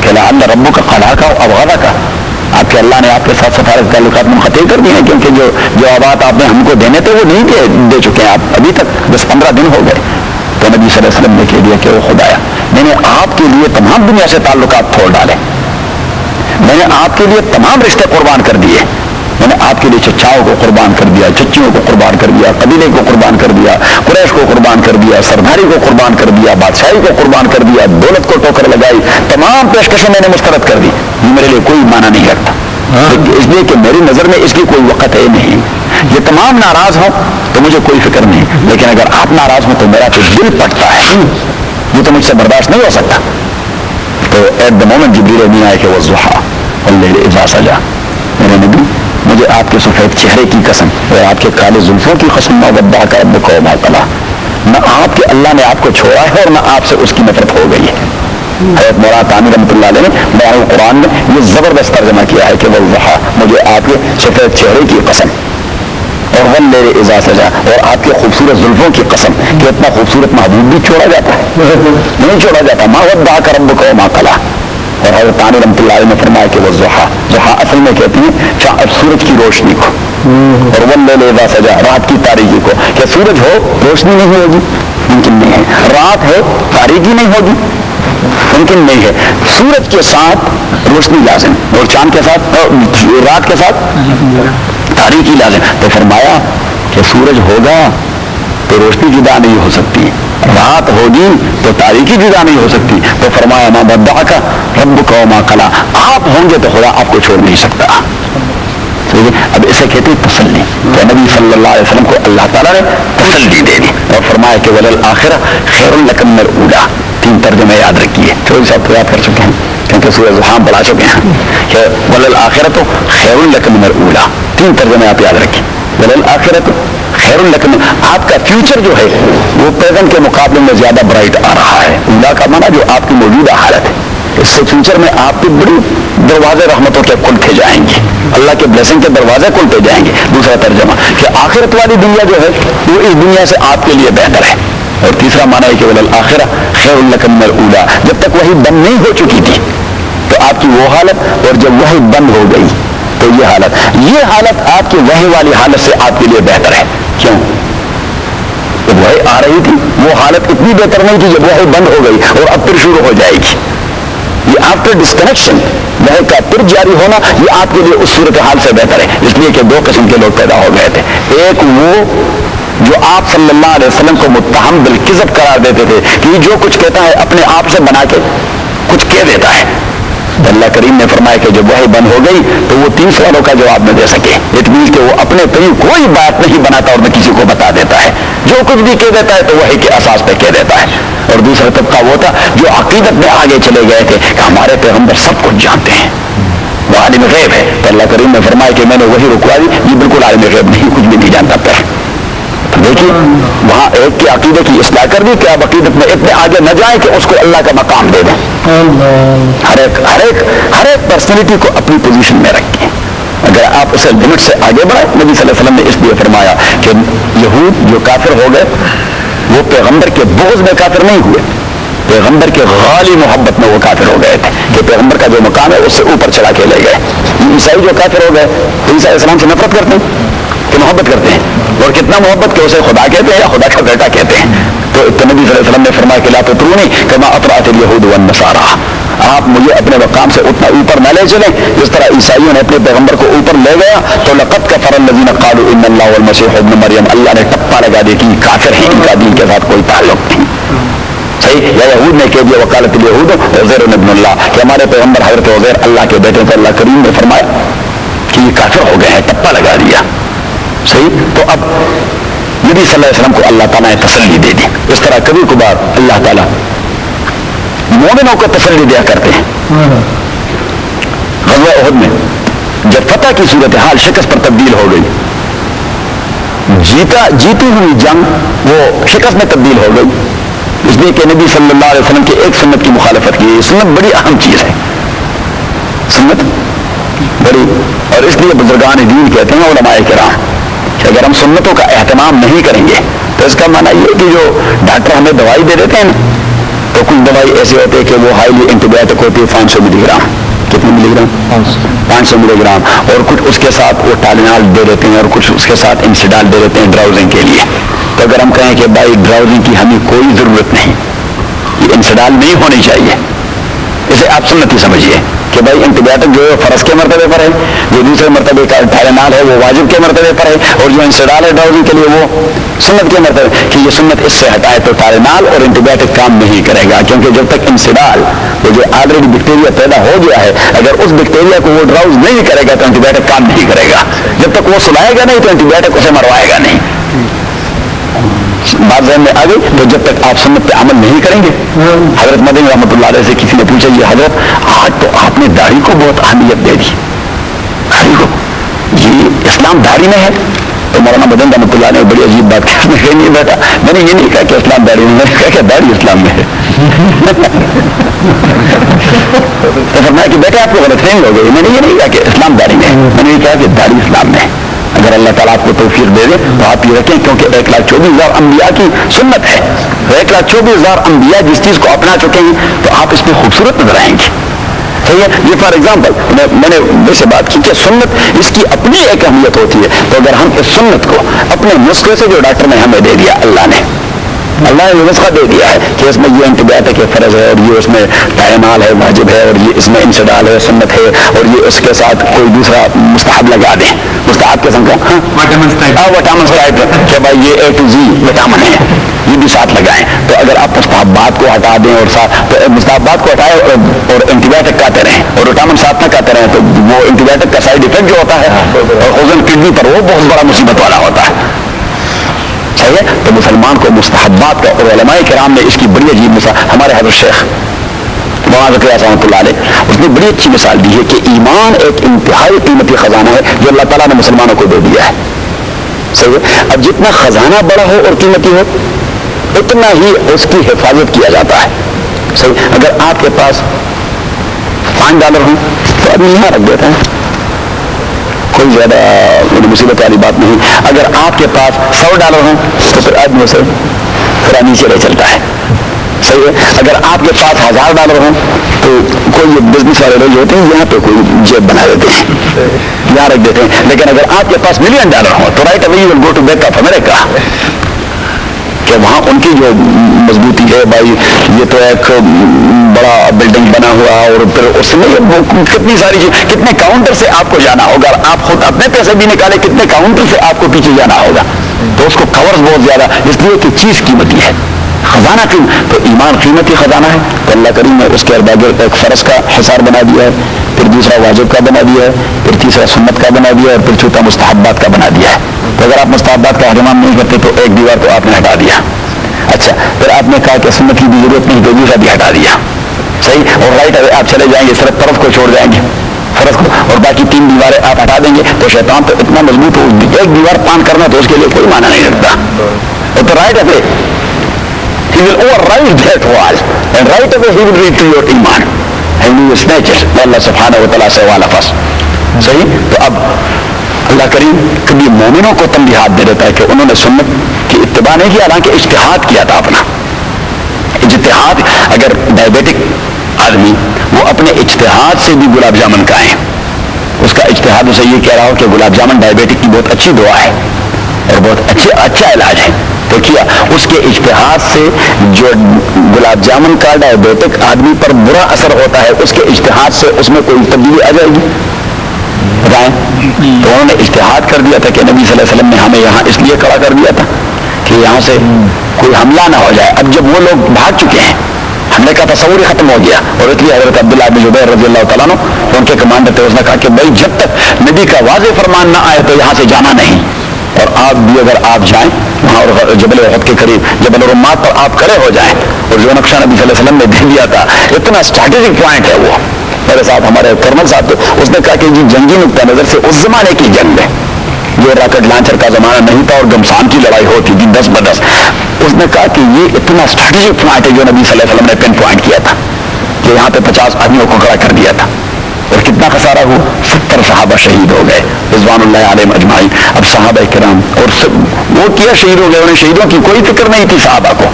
جب انہوں نے دیکھ لیا کہ نبی صلی اللہ علیہ وسلم، اس کا سر مبارک بھی زخمی، اس کے چہرہ مبارک بھی زخمی، اور اس کے دانت مبارک وہ بھی شہید ہو گئے ہیں. صحیح ہے. اور یہاں پہ ایک بات نبی صلی اللہ علیہ وسلم، ایک بات جو بالکل آپ برداشت نہ کر سکے، تو ایک بات کہی کہ کیف یفلح قوم خضبوا وجہ نبیہم، وہ لوگ کیسے نجات پائیں گے جنہوں نے اپنے پیغمبر کا یہ حال کر دیا ہے. تو پھر اسے احساس ہو گیا کہ اگر میں اس ناپسندی کا اظہار کروں تو ابھی ان پر آسمان سے پتھر برسنے شروع ہو جائیں گے. تو فوراً کہ دیکھ اللہ مہدی قومی فانہم لا یعلمون، یہاں سمجھ لو یہ خداوند دینے ہدایت دینے. فوراً اس نے کنٹرول کر دیا کہ اگر اس جملے پر میں نے وقفہ کر دیا تو رائٹ اوے، کیونکہ جب اللہ کا نبی اتنی ناپسندگی کا اظہار کر دیتا ہے تو پھر اللہ انتظار نہیں کرتا، پھر تو رائٹ اوے وہ کیا کہتے ہیں کہ سے اینٹ بجا دیتے ہیں، بیڑا غرق کروا رہے. تو فوراً کہ دیکھ اللہ میرے قوم فانہم لا، نہیں یہ بس نہ سمجھ لو گے، بات کو سمجھتے نہیں، ادروائز یہ نہ کرتے. اگر میری بات ان کی ذہن میں آ گئی، سمجھ میں آ گئی تو پھر یہ بات یہ نہ کرتے. اچھا اب وہاں پہ جب مسلمانوں نے نبی صلی اللہ علیہ وسلم کی یہ حالت دیکھی کہ آپ صلی اللہ علیہ وسلم زخمی ایک جگہ پڑے ہوئے ہیں. میرے وہاں پہ ایک دوست ہے، تو وہ ہمیشہ مدینہ منورہ میں مجھے وہ سیر کرواتے ہیں مقامات کی، اور اسے بالکل وہ تمام ہسٹری یاد ہے. جو 25 سال سے وہاں رہ رہے ہیں، ہاں عالم آدمی ہیں، عالم ہیں، اور 25 سال سے وہاں رہ رہے ہیں، تو اس کی زبردست ایکسپیرینس ہے.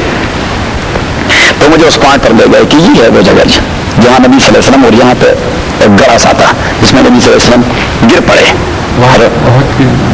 احد کی جگہ پر، اور حضرت موسیٰ بن عمیر رضی اللہ تعالیٰ عنہ اور حضرت طلحہ دونوں وہ نبی صلی اللہ علیہ وسلم کی ڈیفینس کر رہے تھے. وہ دونوں کر رہے تھے کہ جو تیر آپ پہ آ رہا ہے تو وہ لوگ اپنے ہاتھ پہ لے رہے ہیں، کہ جو پتھر اس پہ گر رہا ہے تو وہ لوگ اپنے بدن